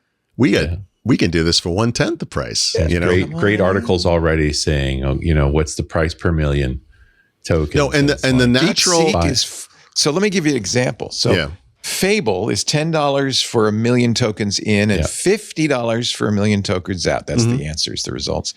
DeepSeek is, I think it's 14 cents for 1 million tokens in and 50 So let's say, Leo, for 1 million tokens out. Yeah. You're a patriotic American, and you're like, you know what? Screw that. Those guys stole from American companies. I hate it. I'm not doing that. Here's the problem. Yeah, so did OpenAI and Anthropic. They all stole. All stolen. But you're going to get up about the stealing from thieves? Like, are you kidding me? Like, I'm sorry, but like in the sense that everyone has their price. Like, if this goes from being unaffordable to like anyone can afford it, I don't think anyone's going to question what country this thing's coming from. I'll give you a great example. I asked my AI, all the tokens I used, all the work I did last month, and by the way, I'm doing 10 times more this month, but all the work I did in June, if I'd been doing that with Fable, with a top end model from Anthropic, how much would it have cost? It said $5,771 in 1 month. I said, if I use DeepSeek, how much would it have cost? $117. They're like, actually, we would have cut you a check. Yeah, we'll pay you. Like, now, admittedly, China may have an agenda with all that. By the way, agenda? There is a company in our country called Intel. You might have heard of it. Yeah. They used to be great. Actually, I'm not sure they were ever great, but whatever. They were great. They're a terrible company. They can't do anything right. But because they are backed by the U.S. government now, we're starting to hear like they're getting deals with companies to do stuff supposedly, and no one's ever actually done anything yet, but whatever. Like, this is like the United States government is artificially holding this company up to keep it or make it more successful. It's certainly been successful in Wall Street. this is the complaint we have against China. I'm sorry, but like we're just doing exactly the same thing. Like, what are we defending here? So I don't know. At the end of the day, I think we just want to get the job done. And if you're going to be exploited by your own government. They're less likely to turn off all your stuff. I kind of like the government I'm being exploited by to be further away, actually. But I mean, you think about the push against Huawei when 5G was being deployed. Right. And the British did the analysis on their software and said, we can't tell what they're doing here. This software is so obfuscated. And basically the Western world said, okay, we're not going to use Huawei 5G gear because we just don't know what's going to happen. Yep. So I look, I'm not defending China. I don't mean it like that. I hope this was taken with the proper comedic approach or whatever. But I think AI is going to be very disruptive. So we see that, like I said, keeping it to the topic we started with, you're seeing the super app kind of idea kind of evolve. And when you're a platform maker, whether you're Microsoft with Windows or Apple with whatever they have or Google, these are companies that are all involved in AI to some degree and great degree in many cases.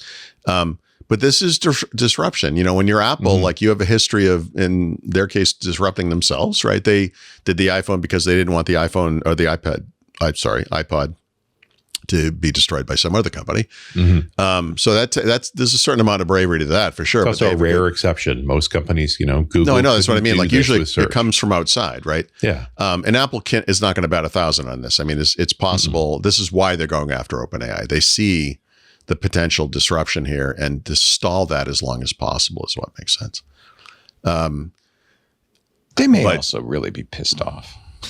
Oh, they're clearly. I think the language in that thing is amazing. Yeah. The Apple lawsuit is classic. That's great. It's like, see if I can find this thing. It's like coordinated pattern of misconduct, and OpenAI's nascent hardware business rests on the shakiest of foundations, rotten to its core, which is a nice term from an Apple, by its illegal reliance on misappropriated trade secrets. Sure. Wow. I mean, what's the difference between this case and the Elon Sam case? Like they both seem which was thrown out, by the way. The many decades of various cases involving big tech companies that are poaching employees from each other that have been occurring since the beginning of this industry, and sometimes it flares up in a big way. Steve Jobs used to get involved in that stuff personally. He didn't want certain companies stealing from him. Yeah, he had a deal with I can't remember, was it Microsoft or Intel, that I won't poach your employees if you don't poach mine. It might have been Google, actually. It was Google. You're right. I think it was Google, and that's illegal. You can't. You can't. Yeah, you can't actually. You can't do that. So the opposite of that is we're just going to poach 400 of your employees. It's unbelievable. It's just fascinating. It's good to be on the sidelines. It just couldn't happen to a better company. Wild. Yeah. So it's great. Anyway, it also plays into people's kind of general sense that Sam Altman is a little weaselly and squirrely. A little weaselly?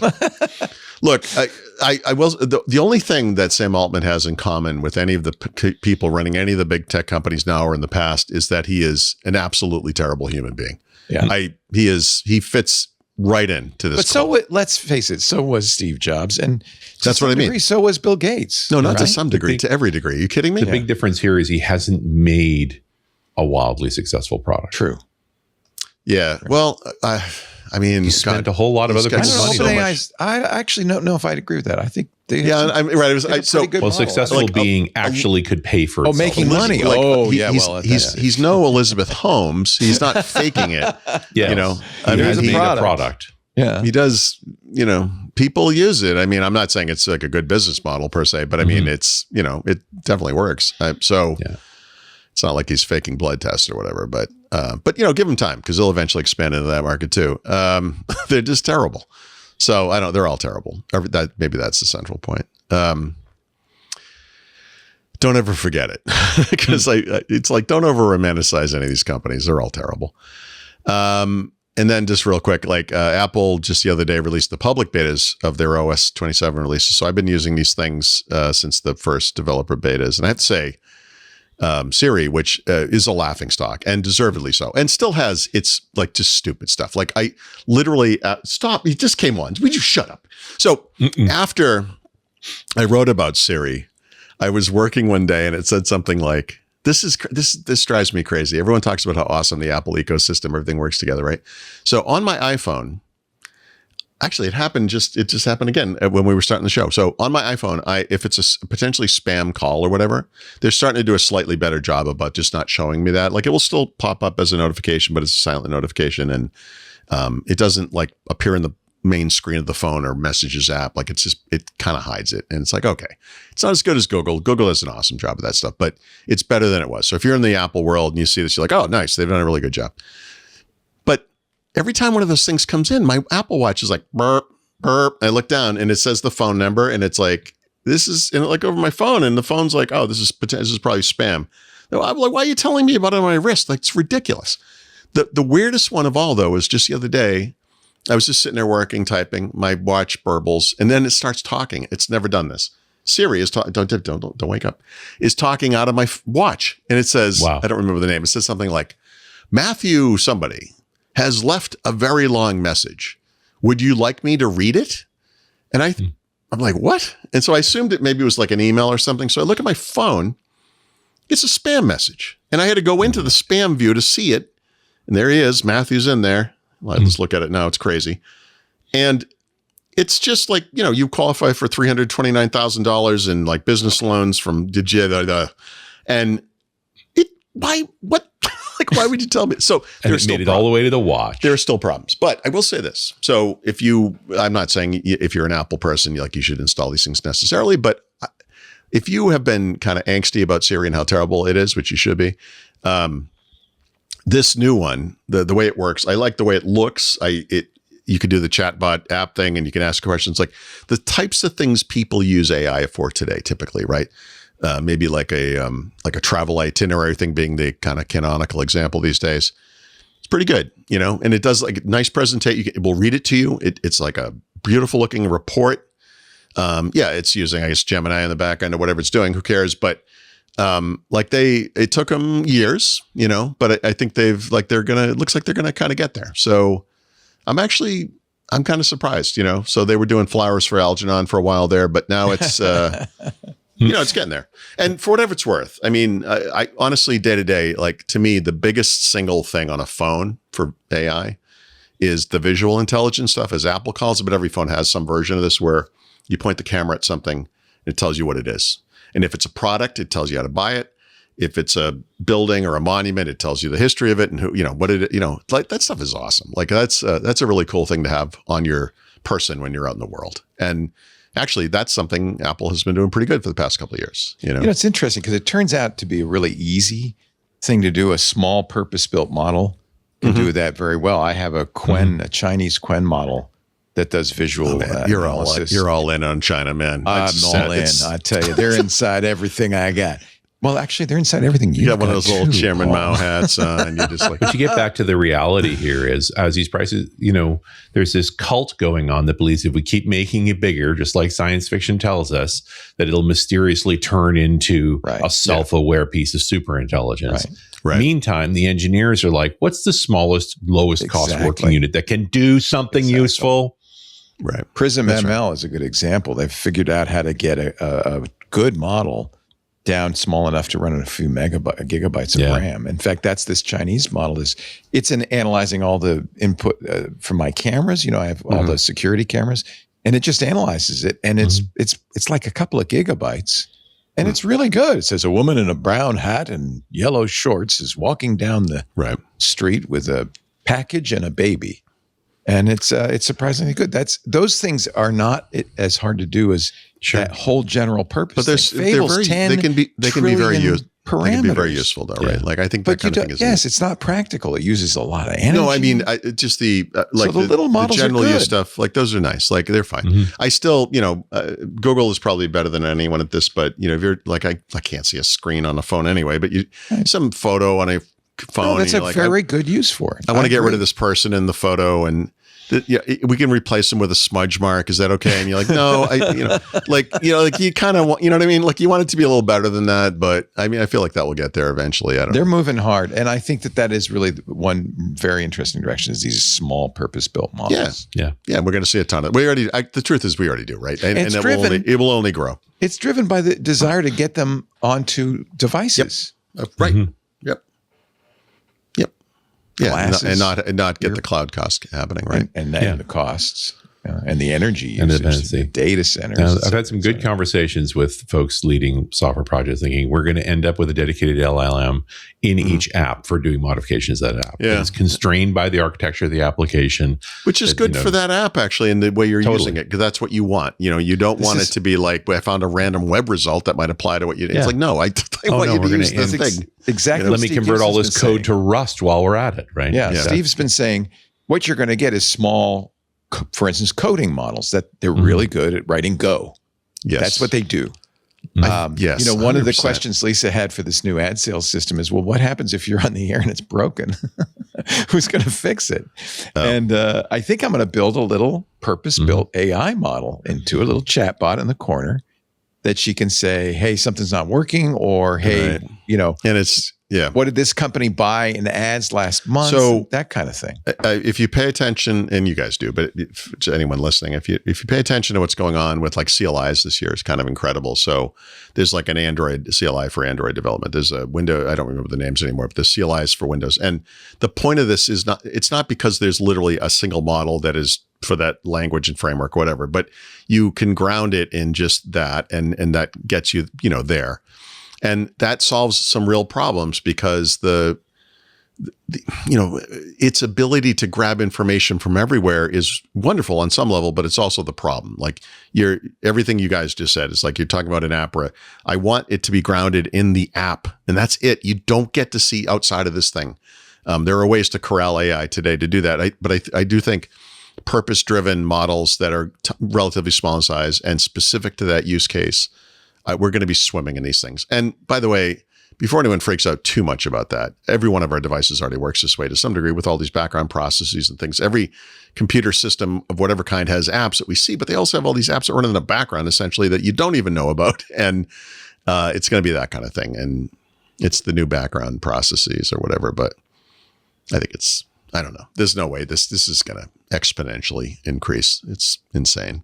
One of the fun experiments I do is comparing these expensive cloud-based models with a local model. I'm running a local model that is a kind of distilled version of the Chinese model Quen. It's called Ornith, and it's small, and it's running on my machine. It doesn't go out to the cloud. Right. And for probably 90% of the stuff I do, it's plenty. Yeah. So if I'm going to analyze the Microsoft code base and tell you what bugs they've solved, that I would use Fable for. But for a lot of other things that I do, maybe in 6 months you won't. Like, right? It's interesting. Like I feel like we talk about this a lot, but at some point there's that orchestration thing where the 90%, but then you have whatever rules where if it can't, like it's like we already have them. They're agent routers. We have an I just mentioned the iPhone. We'll hand off to ChatGPT, right? Exactly. That's a stupid, unsophisticated version of this, but that's essentially what it is. Like you can say, look, maybe you have to prompt me if it's going to cost money or whatever it is. But at some point, if we're online and we can access that model, you can't do whatever that last 10% is. Go up and make that happen. I'm going to rename this show Intelligent Machines and then give Paris and Jeff Windows Weekly because you guys, you're good. You get it. By the way, the chat room is saying I should call this little window in the Twit ad sales thing Bob. I don't know why. Clippy. Little clippy. It looks like you're trying to. It looks like you're trying to sell ads. Can I help? Yes, right. Yep. My ad sales are up 110%. Thanks to Clippy. If I could figure out a way to do an AI podcast sales agent, I would, believe me. Goodness. I am pretty sure you could actually. It would change the world. Yep. What do you think, Richard? You do all your own ads. Sign me up. I'm in. Yeah. This is what we're making fun of it, but really at the end of the day, it saves you money, saves you time. Are you telling me you wouldn't want that thing? I mean, right? Yeah. For a job, Lisa was we really skeptical when don't I started enjoy. the rewrite, and I think I've kind of won her over because I ran through it a little bit. And she said, okay. Yeah. Right. And now she's making me videos of the old system and saying, this is what I liked. I'd get rid of this. Because we're changing the user interface to match. She doesn't know it, but she's vibe coding it. She's Don't tell her. I know I'm not. I'm just, That's exactly what she's doing. But this is that moment we all will have at some point, because even the biggest doubters, the haters, whatever, there will be, look, even the people who hate AI, we keep talking about these bug things. I mean, come on. Like, I don't care how much you hate this stuff. You have to agree. Like, this is great. Well, and somebody's written, I think it's called Nobili or something, a kind of headless Excel for Mac that can read and write Excel. Yeah. It doesn't, but you don't use it's for an agent. So one of the things Lisa does is output all the sales into an Excel spreadsheet. Well, guess what? That's trivial. Right? This is what I was talking about earlier. In other words, you might not care, but maybe you do care because you're paying for it. You don't care if it's actually using Excel in the back end. If it's not, that means you don't have to pay for Excel, meaning you don't pay for Microsoft 365, which means you're saving $100 a month or whatever it is. It does all the formulas. It understands. I mean, it's practically Excel. It's very close.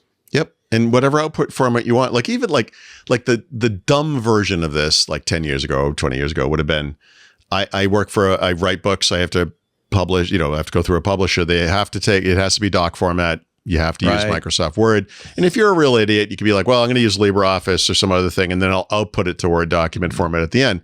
The modern version of that is you don't even think about the tool, but it does output it to DocX or whatever it is at the other end, and it's perfect. So who cares? It doesn't matter what you use to get there. And that's, I think, that what AI is going to change, or is changing literally right now. So I don't want to talk about Spotify, but I just want to mention I hate Spotify so much, and now I can tell it that I hate it because it has AI built into it, because God knows why. Because everything has to be conversational. Everything else has to have. Because what I want to do when I'm listening to music is talk. But you know what? It's okay. I get it. Like everything's going to do this. So they've had AI playlist. I think there's an AI DJ up. Speaking of which, the last thing I want to hear when I'm listening to music is a DJ talking. But which YouTube is starting to do, and YouTube Music is starting to do in their playlists, which I hate so much. But you can start talking to this thing. So you can, I'm sure it's going to go in this direction where it's like, I really like, Van Halen or something. These are things we already kind of do, right? Like music. This is what Spotify already does. You play a song that you really like, and it follows it up with songs you think you're going to like. Yeah. So, but now you can do it explicitly, I guess, or something. I'm not going to do it. Spotify was one of those things. They just had to answer the question of the board. What are you doing about AI? Exactly. That's what you nailed it. What would you say your job is here? I'll tell you what my job is here. It's to say you're watching Windows Weekly with Paul Thurrott and Richard Campbell. We do the show every Wednesday, 11 a.m. Pacific, 2 p.m. Eastern, 1800 UTC. And you can actually watch it live. We stream it into the Club Twit Discord, but also YouTube, Twitch, X.com, Facebook, LinkedIn, and Kick. And if you're here at 11 a.m. Pacific, 2 p.m. Eastern, 1800 UTC, watch it live. We chat with us live as we're doing it. And actually, Richard and Paul both go into the Discord chat. So when Richard gets bored, he starts chatting with the people. They're poking me with stuff. On we go with the show, because, ladies and gentlemen, boys and girls, children of all ages, it's time for the vaunted, the revered, the beloved Xbox segment.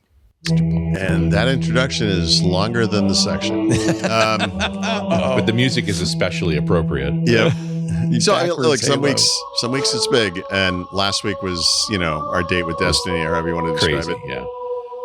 This week it's been pretty quiet. That makes sense. I think there's like kind of a trauma, a lull. I actually went up to the Xbox Wire site to be like, did I miss something? Like, what's happening? Nothing. You think this would be a good time to try to buy a house in Seattle? I'm thinking there might be some vacancies. Yikes. Yeah. Too soon, man. Sorry. I don't recommend that. Well, you think they just let go of all the people who know how to post on the newsfeed? That might be it. Is it quiet suddenly? Very. Oh, interesting. That's interesting. Maybe they did. Well, sorry, I don't know where to go with this. So we talked last week, I guess, about some of the studios that are leaving. Some of them are going with their original team and going to be independent. Some of them are going with as yet unnamed other companies. Some of them are still looking for a home, right? One of the ones that's sticking around but suffered pretty dramatic layoffs is Obsidian. And I don't understand why this is news per se. They've been directed to make a new Fallout game. Yeah, with after the support the success of the show, You would think they would have been on it immediately. Yep. You would think we would be swimming in Fallout content, that there would be new Fallout games on PC, console, mobile, whatever. What were these guys doing? Look, I don't know. I mean, yep. So we'll see what happens. I mean, they have games, they have Avowed, I think, the Outer Worlds, I think, and some other things. But, when you look at Xbox, today, which is, Microsoft Gaming, essentially, other different studios you have, and you were to make a list of the top 5, 10, whatever, you can say whatever you want, whatever game or franchise. I mean, Fallout is right there. This should be this should be just something they're doing, but anyway. But Fallout 76 was a disaster. Yeah, why though? Besides just wildly buggy, it just was nowhere near the comparable story. How old is that game though? Like, when did that come out? I feel like that was a while ago. Jeez, yeah. Yeah, I feel like this needs to be. Look, nobody wants the yearly Call of Duty model for anybody, including the people who play Call of Duty. But I feel like there needs to be a more regular cadence for these games, or at least for whatever, if they support them with DLC or whatever it might be. Well, yeah, I think what they're really missing, they're missing the visionary that paints the larger picture of that universe, so that you can pick places to tell stories. We've done some Nevada, we've done some New England, we've done DC. Yep. Was 76 the Boston one or New England one, or was that? Yeah, I think it's the New England. Well, 4 was really the New England one. Okay. Yeah, I don't know. Yep. They need, maybe AI could play that role. He says to the influx of tomatoes coming toward him. I don't know. Anyway, that's all I got for Xbox. There was really nothing. Boy, that was short. Last week was terrible. So this week is like, Yeah, and I'm sorry, I just shouldn't have made light of this. That's a terrible thing for everybody who's laid off. And I only was thinking of it because I literally saw an article from the Seattle News organization saying how everybody was leaving Seattle because it was getting so they're all expensive. heading to Silicon Valley, baby, where everything. Oh wait, yeah. They could pull a commoner, bring everyone to Pennsylvania. That'd be great. It isn't. Maybe this is a good opportunity. I've seen this in the past where cities say, we want to be the next Silicon Valley. Oh, 100%. Yeah, there's a bunch of places like that, I'm sure. Yeah. Nashville we were just there, so I just happened to see this. It's a big place for startups, Yeah, sure. And if you can stand like 1,000% humidity, it's a great choice. I remember many years ago, probably like 30 years ago, going to Nassau in the Bahamas. Yeah. And they said, just like we were speaking of Commodore, where we were where the pirates went to hide their booty. Yep. We want to be where we hide our intellectual property. Companies go to hide their intellectual property, or at least our revenues. They were installing undersea cables so they would have high-speed internet. I mean, they really wanted to be they said a data haven. I don't know. That was a long time ago. We need there's a book called like The Millionaire Next Door, and it's about personal finance. We need a book called like The Billionaire Next Door, and it's about why you have such crazy high-speed internet in your stupid town, that doesn't make any sense. And it's like, there's a guy over here who lives in a castle. I don't know. Our internet is awesome. There's a bunch of places like that. It could be a short book that says simply, you don't have a billionaire next door. They bought up all the property around them. You're right. They bought the block. Exactly. They put in a moat and a wall. The next city over. Yep. You're going to need a trebuchet to get through that thing. Yeah, the billionaire in the next city over. That's more like it. Yeah. Yep. Yeah. This is Windows Weekly, and it is brought to you by not only those fine sponsor, singular, but by the many, many of you who are in Club Twit. And we are so grateful to all of the Club Twit members. They make this all possible. Lisa started it during the pandemic. Remember that? I think that happened a few years ago. I've blanked it out now. But we were very concerned at the time that we would need the support of people who listen to the shows to stay alive. And she started the club, and I'm glad she did, because it has made all the difference. About 30% of our operating expenses are paid by club members. Without you, we would have to cut way back on the shows, on the personnel, and I don't want to do that. We've already done that. I don't want to do any more of that. So if you like the shows you hear here, if you want us to continue, if you want the benefits of membership in the club, you get things like ad-free versions of all the shows. And all those ad-free versions, by the way, have chapter markers, so you can skip around if you want. You also get access to the Club Twit Discord, which is a party I guess that's the best way to describe it. It is a lot of fun. We have creative, smart, interesting people in there who do all sorts of things. Like Joe here. Joe is he doesn't do this with AI. He does this with Photoshop. He does it with AI, but it's actual intelligence. Actual intelligence. He takes old ads. This looks like an old Commodore. What is that? Is that a C64? I don't know what that is. That's a 64. Yeah. C64 ads. And it looks like you're absconding with something there. It does. I think, is this the one where they had a mime? Because he's wearing white gloves. Yeah, it looks anyway. That's funny. He's adding a printer. Anyway. He's adding a printer. He stole a printer from someone else and he's leaving it in our house. Tiptoeing in silently. But Joe is part of what makes this wonderful club Discord so much fun to hang out in. I just love it. So if you want to join the club, just go to twit.tv/clubtwit. There's all the information you need there about joining. $10 a month. I think there's still a 2-week free trial. There's family memberships. If you have multiple members in the family who want to be members, there's corporate memberships too. We'd love it if your company took advantage of that. And just know that besides the benefits, you're really helping us stay on the air. And I think if you believe in independent journalism covering technology, we're not owned by any big company. We operate without fear or favor, just like Paul at Thurrott.com, just like Richard is runasradio.com. I think it's really important. Support independent podcasting, independent blogging, because it makes a huge difference. We think it's very important. And if you can, support Twit, twit.tv/clubtwit. Now, ladies and gentlemen, it is time for what we call the back of the book. We'll kick things off with Paul Thurrott's tip of the week. Paul? Yeah, so Tony Redmond comes up once a year now, at least, because he does a new rev of his book, which is incredible. And by his book, I mean it's an incredible group effort, and is now multiple books because Tony has so much to teach me about breaking up content, because this is a problem I've been having too. So what used to be called Office 365 for IT pros has now finally been renamed to Microsoft 365 for IT pros. This is the 2027 edition. You can buy this book at Gumroad, and there are sub books or other books that go along with it too, right? So they split it off where there's There's a Purview book for IT pros, right? Power Platform, and also automating Microsoft 365 with PowerShell. So they pulled it out of the main book to keep the main book manageable, because the main book is, over 1,000 pages long. It's a big book. So Tony is the editor, and then this reads like a who's who of who I used to work with, like Paul Robichaud's lead author.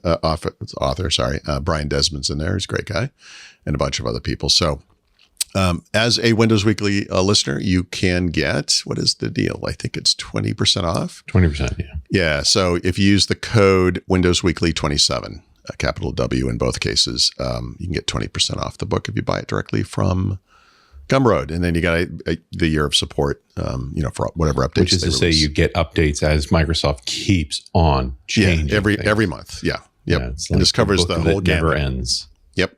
Yeah. Well, like Microsoft, you take on Windows, you're like, this is a big topic. What would be a bigger topic? I don't know. How about Microsoft 365? Astonishing. Yeah, and Tony's put together a team that just works on it constantly. It's amazing. Yep. Yeah, exactly. So anyway, great guys that I know. The ones I know, there's a great group of guys. Tony's fantastic. He's a regular on Run As too. Every so often I need my Exchange curmudgeon fix, and the app pick. So I've been working on a series which it doesn't seem to lend itself well to app picks per se, but this is the friction thing, like adding friction to some technology interactions, right? So I removed a bunch of subscriptions. I saved like $100 a month. I've written some articles about, alternatives for reading as opposed to, say, just buying books from Kindle or Audible or whatever. I've written some about music. There'll be actually more there. Movies and TV shows, et cetera. So it's got, kind of a whole thing. But in the process of going through this and trying to think through strategies for different things, because different types of content are different. Like a movie or a TV show or a book is like this, where oftentimes you just have the one time and you're done, right? And so buying that thing at full price and owning it doesn't always make sense. Like, a lot of people like us and people listening here are the types that like to collect things. They want to have a bookshelf full of whatever it is, CDs or books or whatever. And if it's electronic, you want to you squirrel away all this stuff. I probably have over 1,000 Kindle books in my library. I have close to 1,000 Audible books. I have close to 1,000 movies from Apple, which is stupid. So I'm trying to rein that stuff in. And music is different though. Music is the one where especially if you're trying to find new music, keeping a music subscription service makes a lot of sense. It's super easy to, test something and say, oh, I like this song. But I'm looking, this is so bizarre. It just feels like it's something from 30 years ago, but I'm trying to figure out locally owned, I'm going to call it MP3, but a lot of it's FLAC, but just local music. What does this look like? What could this look like? And I have to say, I found this app, it's not great looking, but it's awesome for correcting all of the metadata problems that we always have with these files. Correct album art in the thumbnail for the file, as well as in whatever application you're using to play back. And it's called Music B. It is free. It's actually fairly fantastic, the way it works. I haven't thought about this type of thing in such a long time.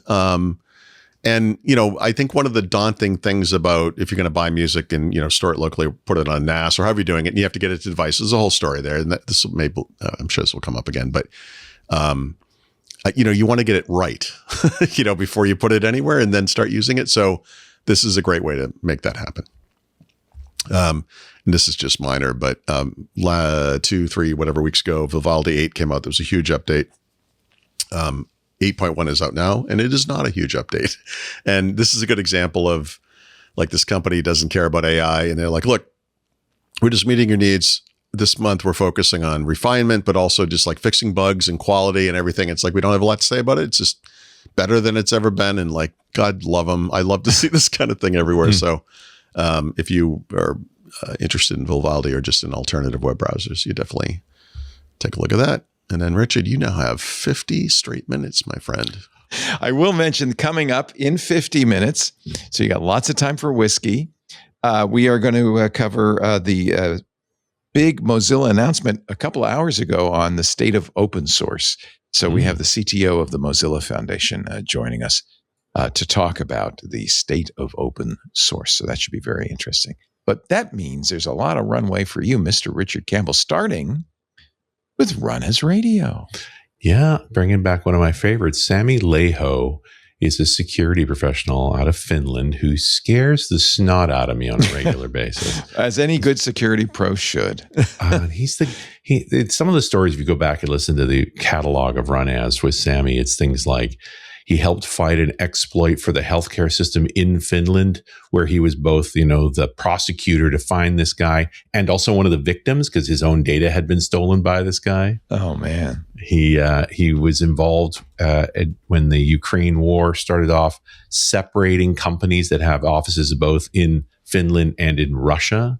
So doing the thing that Active Directory was never meant to do, to actually split the two things apart. Crazy.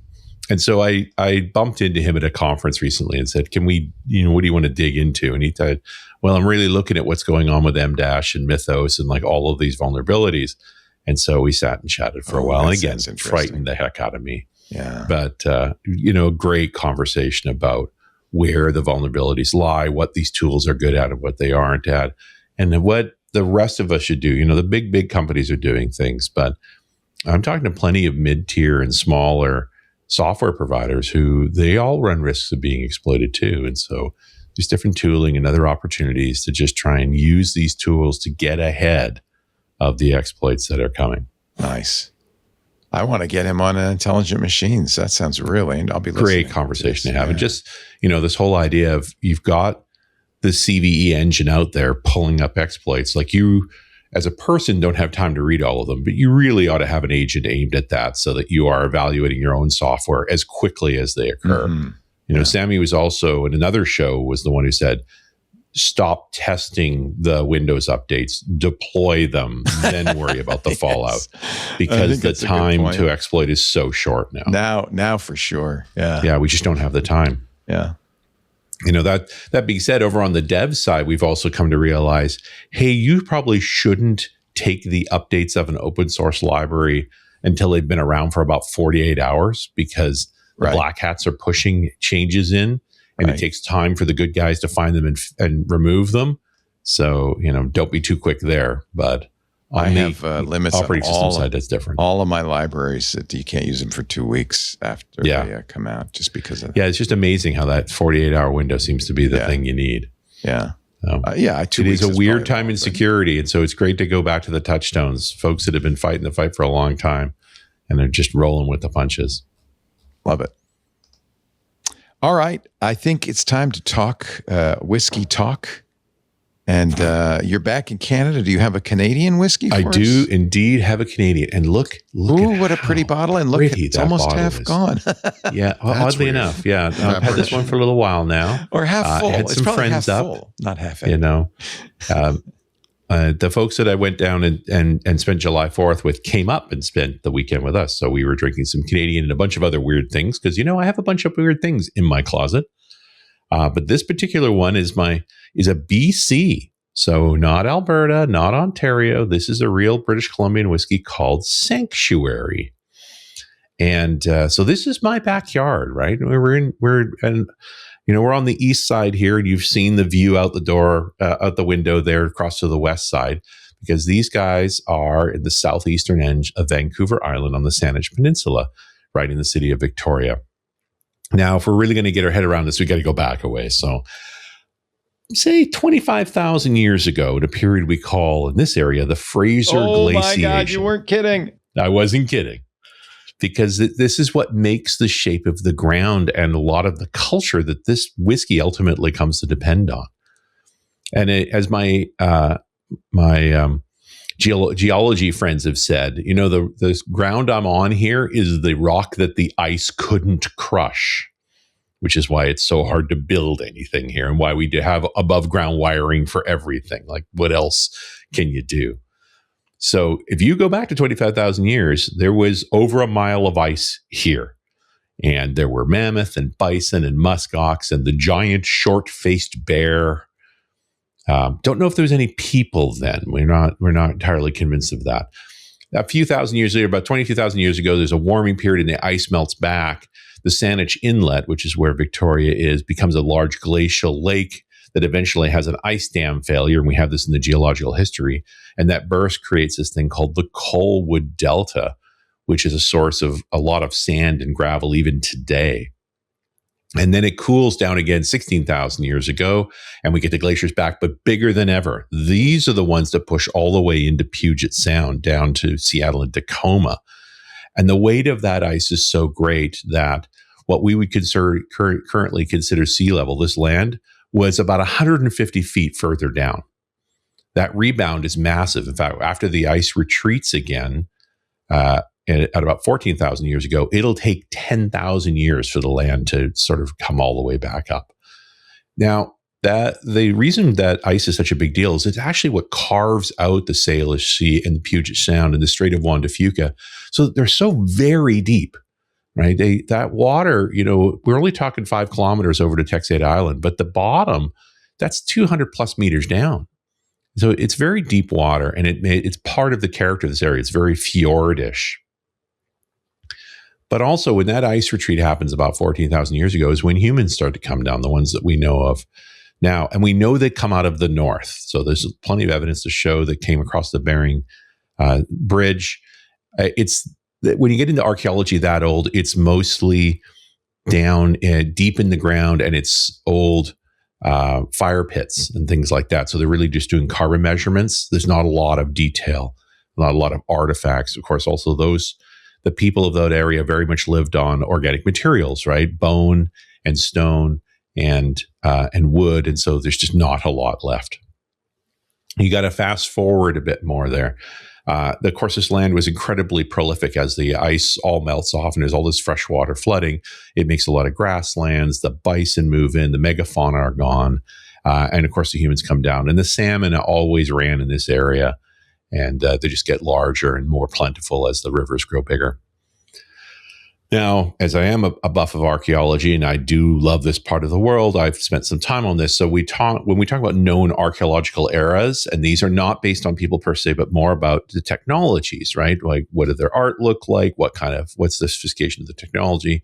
So the earliest defined era is a time we call the St. Mungo phase, which is just like 3500 BC to 1500. And a lot of this comes from an area known as Locarno Beach, which is right in Vancouver today.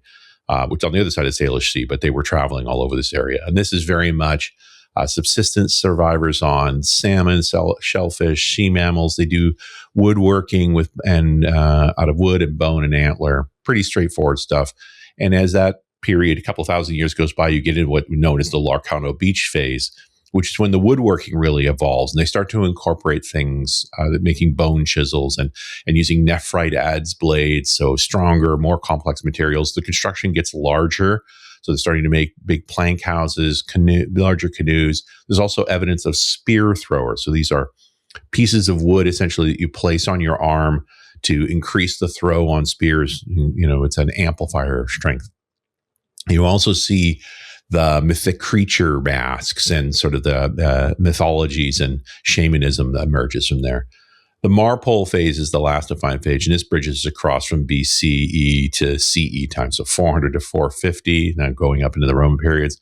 And that's where we have quite complex societies living around the Salish Sea. So this is large plank houses, long duration habitation, as evidenced by these midden piles, huge mounds of shells from people feasting and partying in different areas and so forth. Their woodworks are complex.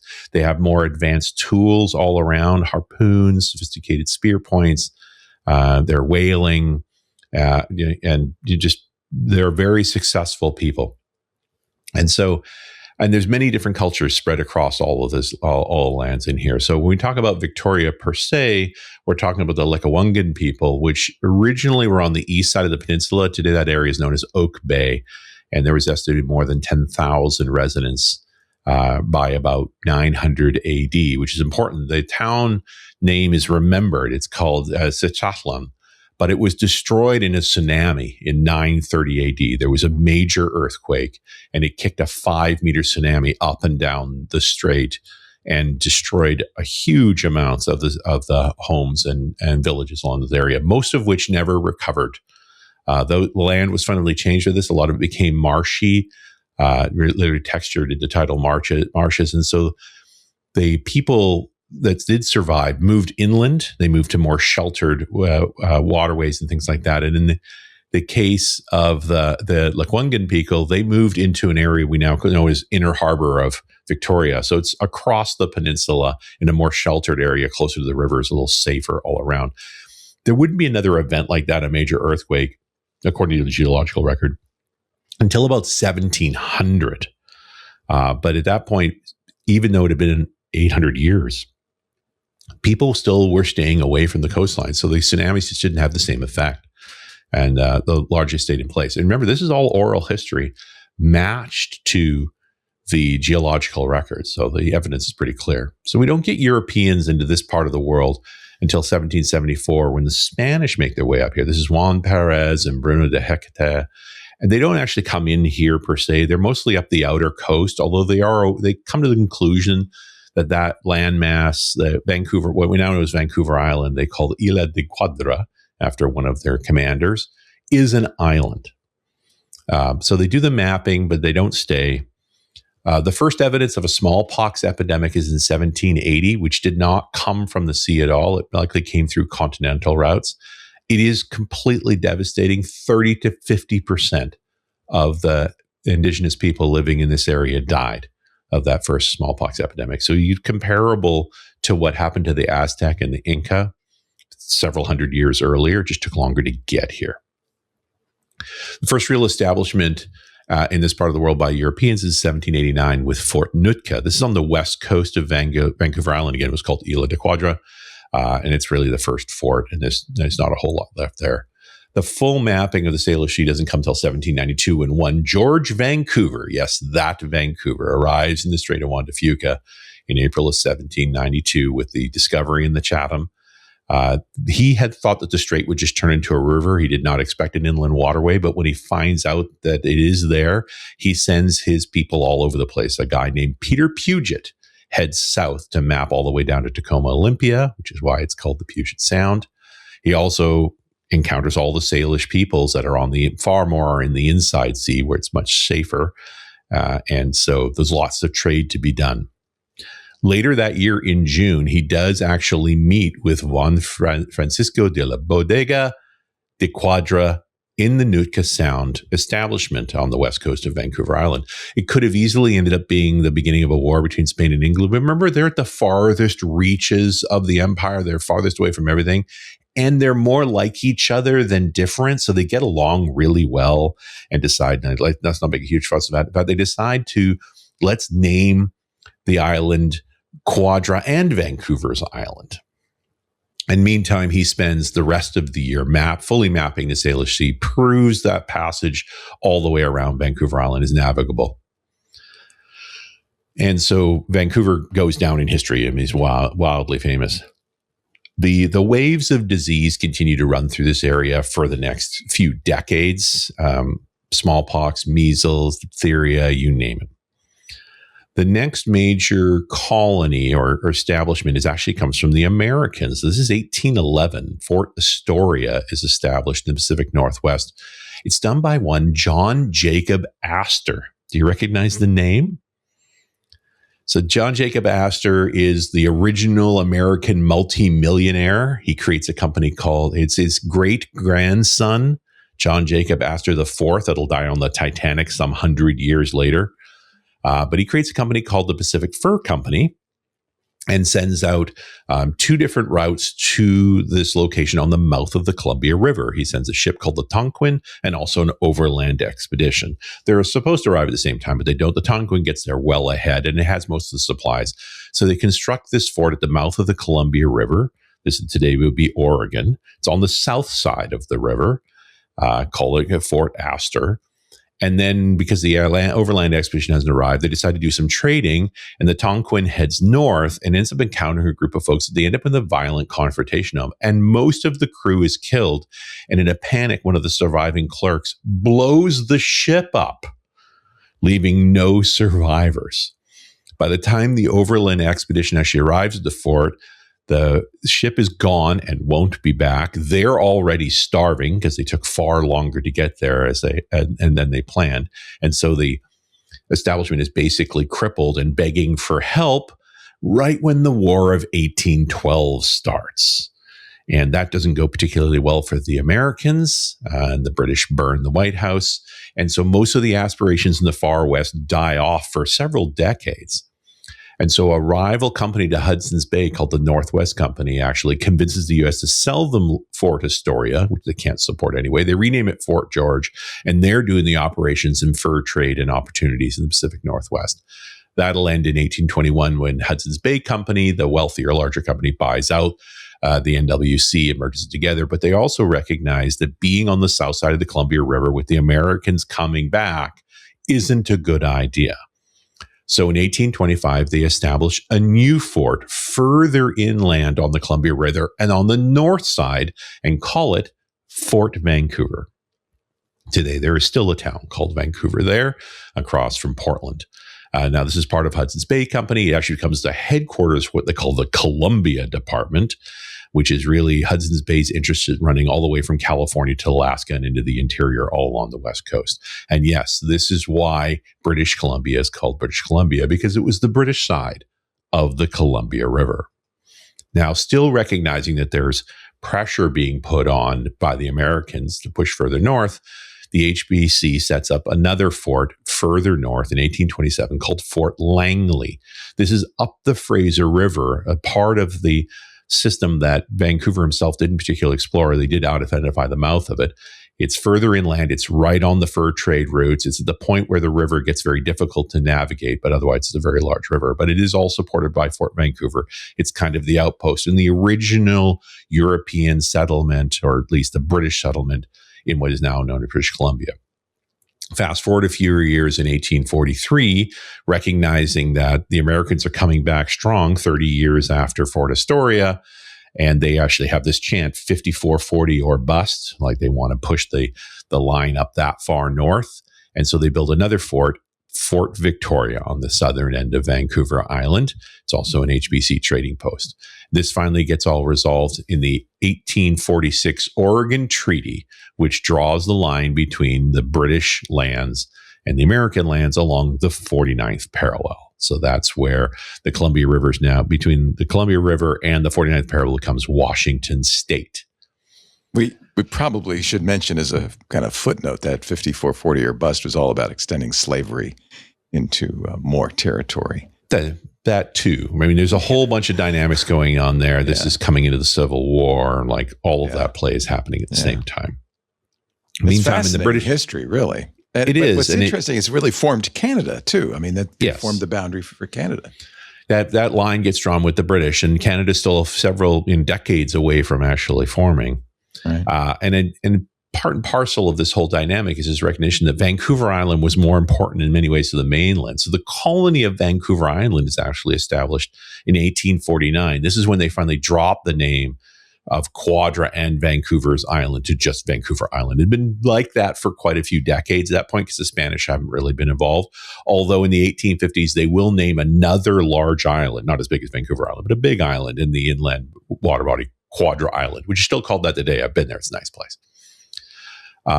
The colony of British Columbia doesn't get formed until 1858, so almost 10 years later after the colony of Vancouver Island.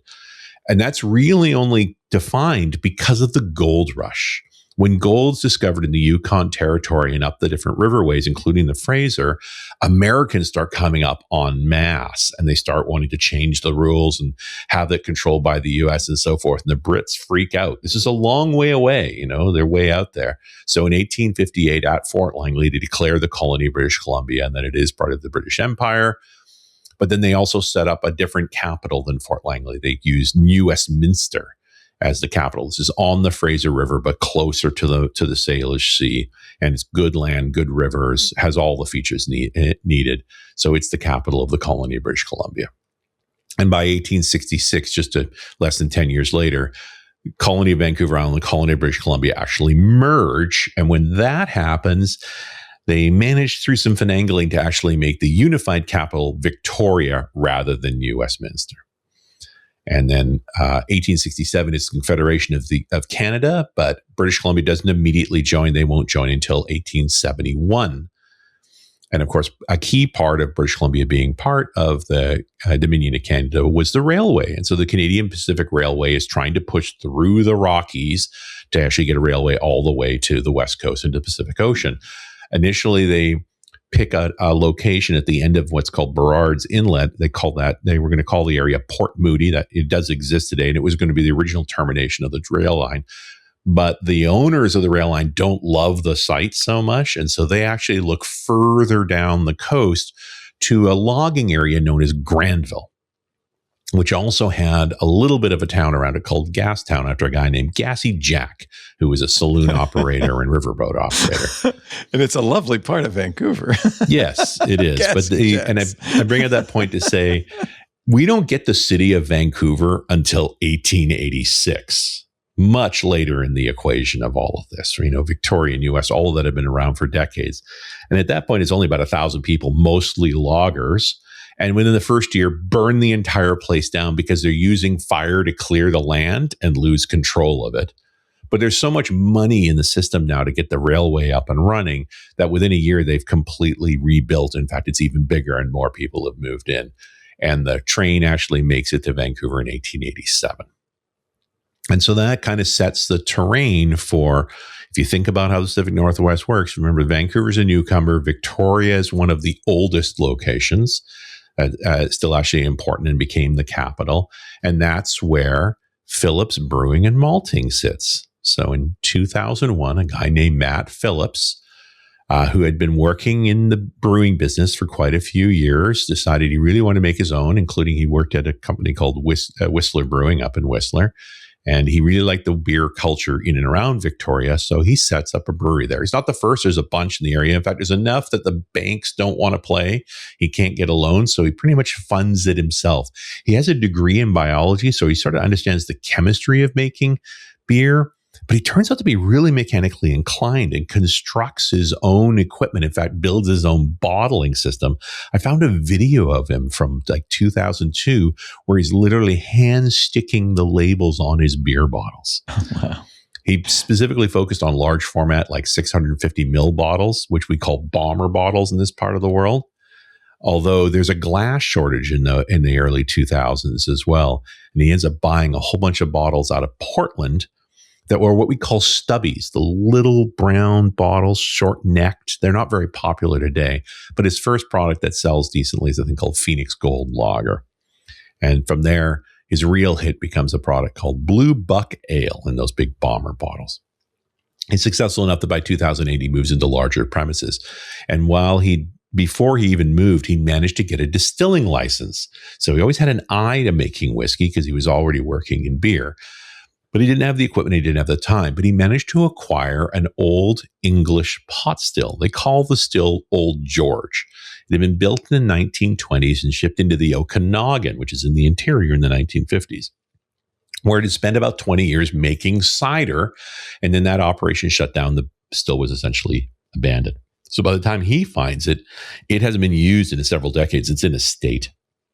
So he gets it to his new facility where he has a space for it, but he doesn't have the equipment, skills, or time to actually do anything with it. So it sits for a few years until he runs across a guy named Laurent Lafuente, who is an experienced distiller. He's Swiss and he's worked all over the world.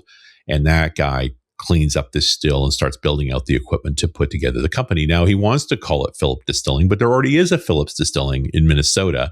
So instead, he calls it Fermentorium. So in 2014, he forms Fermentorium Distilling, and the first thing they do is make gin, which makes sense. It's a quick product to make. They make with local botanicals, running it through this still they call Old George with a couple of passes, although eventually they buy a German Müller-Brenner combination column pot still, which is really good at making gin. He also starts working closely with the local barley farms up and down Vancouver Island and in the peninsula as well. Enough that he recognizes buying local barley, the malting processes are somewhat limited. He wants to do more. So he sets up his own malt works. So in 2015, largely built his own craft scale malting works. So shaker and cleaner system for getting the barley prepped, his own grain elevators and conveyors for the storage. They got 6 grain storage silos for finished malt and for barley, steeping tanks, aeration systems, germination systems with the rotators to keep it at the right temperature to grow out, and then the kilns to do the drying. And especially in the beer world, some toasting as well. You'll actually cook the malt for longer to add additional flavors to it, because he's making a bunch of different kinds of beers. He's also now selling the matured malt to other companies. And then that actually gets him into doing some whiskey making as well. Now, he already had been buying bourbon casks because he was doing bourbon finished beers. So he had a relationship with Heaven's Hill to buy their casks and again, they age their beer in it too. But now he starts to make whiskey and has a bunch of interesting storage locations, very typical rack houses, wooden racks on the sides, but he's doing mixed barrels. And that was where we get to this particular whiskey, which is their Reserve Edition. So they make 3 different no age statement sanctuary single malt whiskeys. One's called Reserve, another one called Signature, and a Classic Edition. And this is the Reserve. So it's 100% BC barley. The yeast he used, and I'll notice this right away when I tasted it, is a London ale yeast. And coincidentally, I know this just like today or yesterday, we published the Carolus whiskey, the Belgian whiskey that had that ale flavor in it. Well, this one's got it too, that sort of that chewy kind of foamy ale flavor. Boy, this is good. Let me tell you. So the way they distill it is they use that old pot still, Old George. They do 2 pass and then 6 to 8 years, but they split the addition up into 3 different sets of barrels. There's Heaven Hill bourbon barrels, but they've also got a relationship with Twisted Oak, the winery, and they use ex-rosé wine barrels as well as the Phillips Beer Stave Us barrels, which is an imperial stout. And then from that, they combine together to make this whiskey. Wow.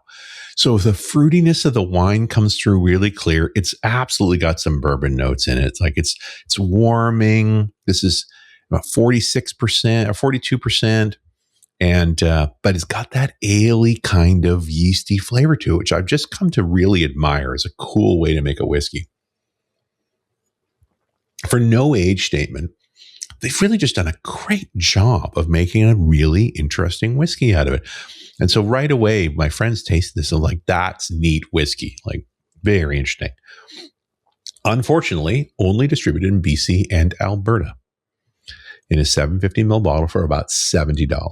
Oh, now that's $70 Canadian. So what is that? $1.50 American? It's not much. That. Yeah. Yeah. But yeah, you may have to come over to get it. But believe me, the views will be great. Yeah. You're no peso. That's all I'm saying. That's it. But I was thinking it was only the Belgians that were clever enough to use an interesting yeast, and almost immediately I find a BC version of that. So, I mean, good on them. They've been doing this for 25 years. They're starting to figure it out. They've only been making whiskey for about 10. I can't wait to see what a 10 or a 12 in this looks like. But they've definitely got a great dynamic going and an excellent product. Somebody asked on the how is it compared to Shelter Point? Both of them are good. I would drink either one in a second. I think Shelter Point goes much more traditional. These guys have done a clever yeast and a clever set of barrelings, and it's come through in the flavor really nicely. Yum. Yum. Sanctuary Reserve Edition single malt whiskey from British Columbia. And there Paul's sipping water. A quick 25,000 years of history just to make it easy to understand. love it. I mean, I am heading from here to a bar, but yes, water for now. Yeah. Richard, you did it again. Something weird from his closet. You can find all of these at somethingweirdfrommycloset.com. But actually, easiest thing is go to twit.tv/whiskey. Mm-hmm. The wonderful Kevin King, our producer and editor, has been working to catch up. He's still a few behind, but we have a lot of those. He's getting closer. I think we're down to like 8 weeks behind. Yeah, we're very close. 100 Carolus was not that long ago. It's really good. Good job. Yeah. Good job. Twit.tv/whiskey. Spell it with an E or without an E. We've got both, depending on if you're Irish or Scottish or Scots. Richard Campbell, you'll find at runnersradio.com. That's where his podcasts are, including .NET Rocks. And I can't wait to listen to that new one about security and AI. You'll also find him here every Wednesday for Windows Weekly, as will you find Paul Thurrott. He is at thurrott.com. His books are at leanpub.com. But hey, here's a little tip. If you become a premium member at thurrott.com, you'll get all the books for free. That includes the Field Guide to Windows 11, Windows Everywhere, and the new one, De-Inshitify Windows, which is probably worth its weight in single malt whiskey, I would guess. I don't know. It's a pretty Depends lightweight on the whiskey. book, but yes. What was that campaign slogan? 84 proof for fight? I think that was it. No. 84 proof for fight. I think 54 is plenty strong. But 54 is just fine. Yeah. We do Windows Weekly, as I mentioned, every Wednesday. You can watch us live, but if you don't have access to, if you're working or something like that, you can always go to the website, twit.tv/WW. There's a YouTube channel dedicated to Windows Weekly. Great way to share the video. Everybody's got YouTube. You can share little clips even. Or simply go to your favorite podcast client and subscribe, and you'll get it automatically the minute it's available, audio or video. And of course, your club members, you have a special URL just for you for the ad-free versions of the show. Thank you so much for being here, Paul and Richard. Thanks to all our winners, and even those of you who fell asleep, you dozers. You missed the whiskey bit. We will see you. Bye-bye.